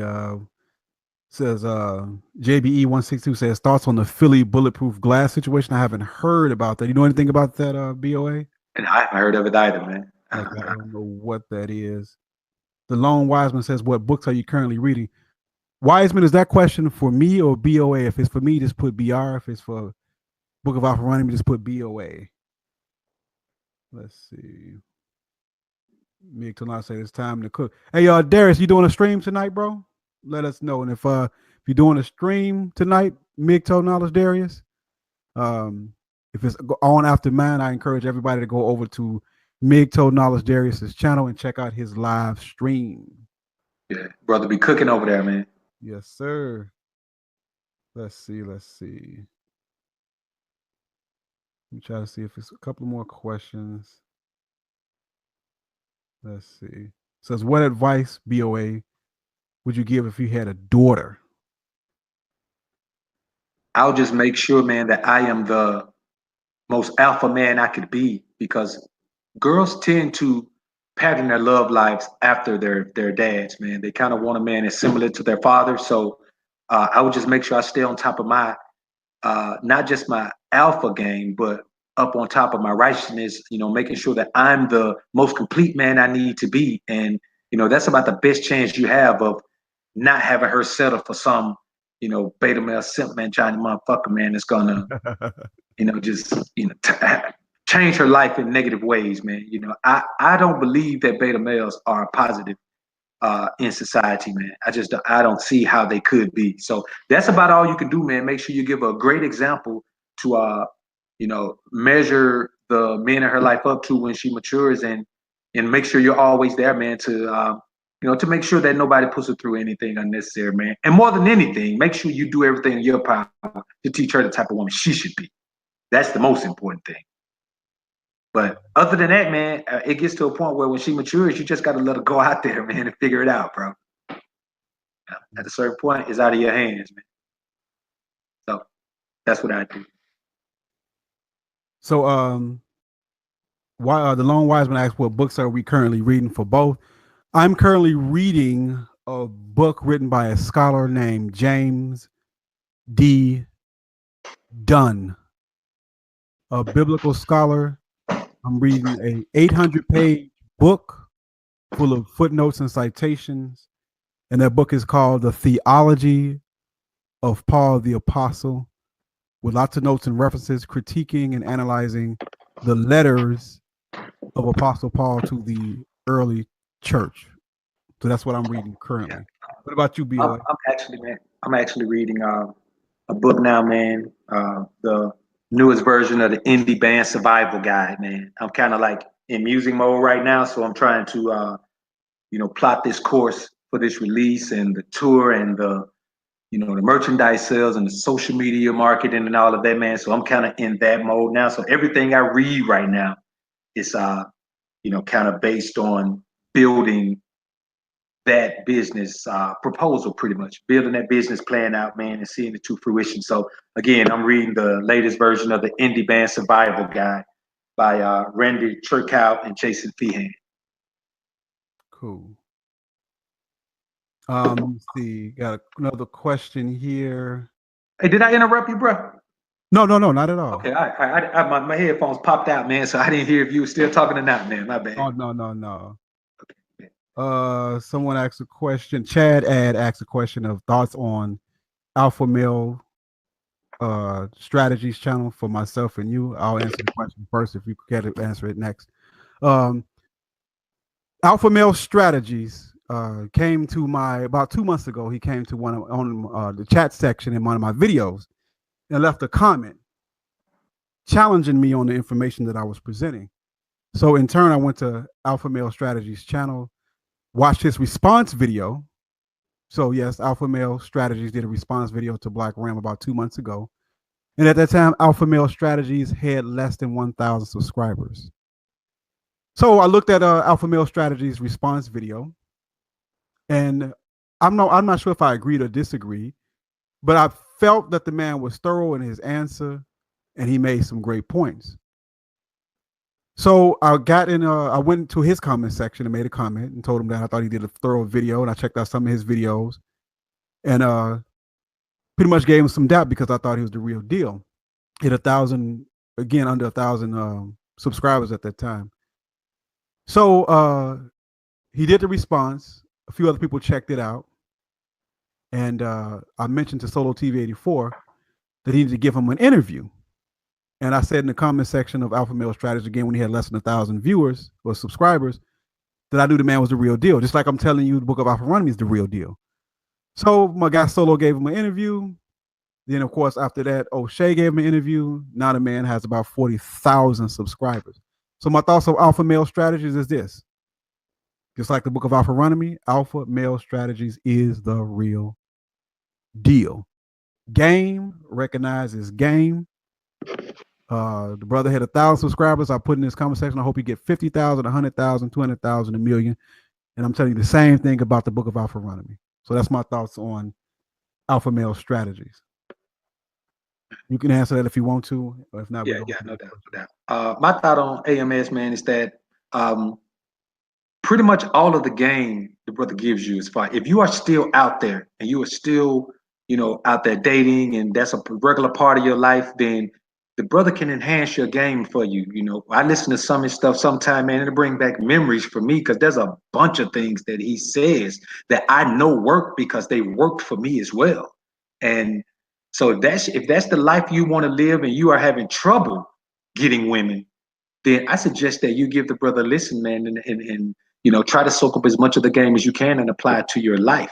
Now, just like with anyone else, I can't sit and say I agree with 1,000% of the things he says or 100% of the things he says, but we're men, unless even when we were twins, we wouldn't agree with each other 100% of the time. But when it comes to giving you game about dating, meeting women, getting women, closing the deal with women, I vouch for the brother, man, because there are many things, quite a few things that he says that I know for a fact work, because those things have worked for me in my past when I was out there still, moving and grooving with these chicks, man. So I vouch for the brother as far as this game goes, man. It's 100% authentic. JBE 162 says, trying to force stores to remove the glass from stores in bad neighborhoods. Man, that's rough. If I worked in a store in a bad neighborhood, I definitely would want the glass to be removed. I don't have all the information on it, but me personally, if I'm a store clerk, I'm gonna say no. You got any thoughts on that, BOA? Yeah, you listen, man. The day they take the glass out, the day they see the last to me, man. That glass is up for a reason in those areas, bro. Heck yeah. So pretty much what you're telling me is whatever the thing is with the glass that, it's worth risking my safety for, man. I mean, if you're in an area, man, that has a high criminal influx, a high influx of criminals, man, and they realize that the glass isn't there anymore, what do you think is going to happen? Yep, absolutely. JMO 1000 asked, how did BOA discover the red pill? I was raised by pimps, not TV pimps. Like, I was raised by real pimps. My dad was a pimp. My uncles were pimps. So I was just raised this way, man. Like, I was raised to view women a certain way. I've never pedestalized women, because from what I saw, the prostitutes, man, were the most beautiful women around everywhere. They were amazingly gorgeous women. What strippers are today is what prostitutes were back then. So they were the most sought after women, I can't tell you how many times, man, I was around those women, man, my little pee-pee was poking out, man. I knew what I was seeing. I knew the beauty I was seeing, but I also knew what they did and how they were treated, and that they were happy to be treated that way. Like, I never saw any of those women, man, act like they were miserable or anything. So it was just bred in me, man, that, there's a certain view you should have of women, man, and they appreciate a man who has that view more than they appreciate a trick. So that's what it was. I was just raised by pimps, man, who were, they were red pill prophets walking. Wow, indeed. Soaked up some good game. I know it, right? Man, boy. Mm-hmm. Well, yeah, so I think that's about it. I don't see any more questions in the chat. I'd like to take a little time once again to mention that you are listening to Black Round 313 Live with the Book of Alpharonomy. Subscribe to his channel. One last time, I'm going to put the link in the chat to his channel. Subscribe to his channel. Hit the notification button. He's certifiable. Support his channel. He has a PayPal link over there if you're interested. Check him out. Support the brother. Excellent red pill content indeed. And I vouch for him for sure. I'd like to thanks to all the mods, Red Pill Lifesaver, Jerry Stacks, everybody that's still here in the chat. I'd like to thank everybody for coming by. You could have been anywhere else on this Sunday evening. You chose to rotate with a brother for some of this therapy. I'd like to thank my guest, the Book of Alpharonomy. Thanks for coming on, bro. Sharing this rare appeal game and knowledge and awareness and wisdom. I hope in the future to do this again. Appreciate you having me, bro. Anytime, anytime. Sure. Everybody who has donated. I don't know if I caught it early. Timothy Hicks. I don't know if I missed that from earlier who donated. But yeah, man, this is oh, we got a Negro Ninja in here late. Shout out to the Negro Ninja, man. If you don't know who he is, find out. Click that icon and subscribe. Appreciate great content, man. Great content over there. Sir. Yes, sir.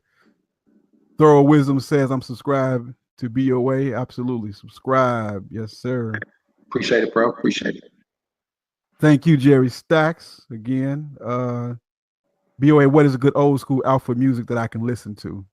GK, man. UGK, A Ball, and MJG. You gotta take it back, man. Get in with that real game. Yes, sir. Definitely that, boy. The South is rocking for sure. With good game too, man. Yeah, no doubt. Yes, JBE 160. Yes, sir. Black Ram 1 billion. So I guess that's it. Again, thanks to everybody for joining. BOA, once I end the chat, just hang around for a second so we can do a little debriefing real quick. Okay, sure. And yeah, gentlemen, again, mods, thank you. Donators, thank you. This has been a live stream, Black Ram 313 live with the Book of Alpharonomy. Until next time, gentlemen, I'd like to wish you a farewell and a stay well and stay red pill. And again, what's up? Bangers down. Yes, sir. Black Ram 313, Book of Alpharonomy, and we are out of here, gentlemen.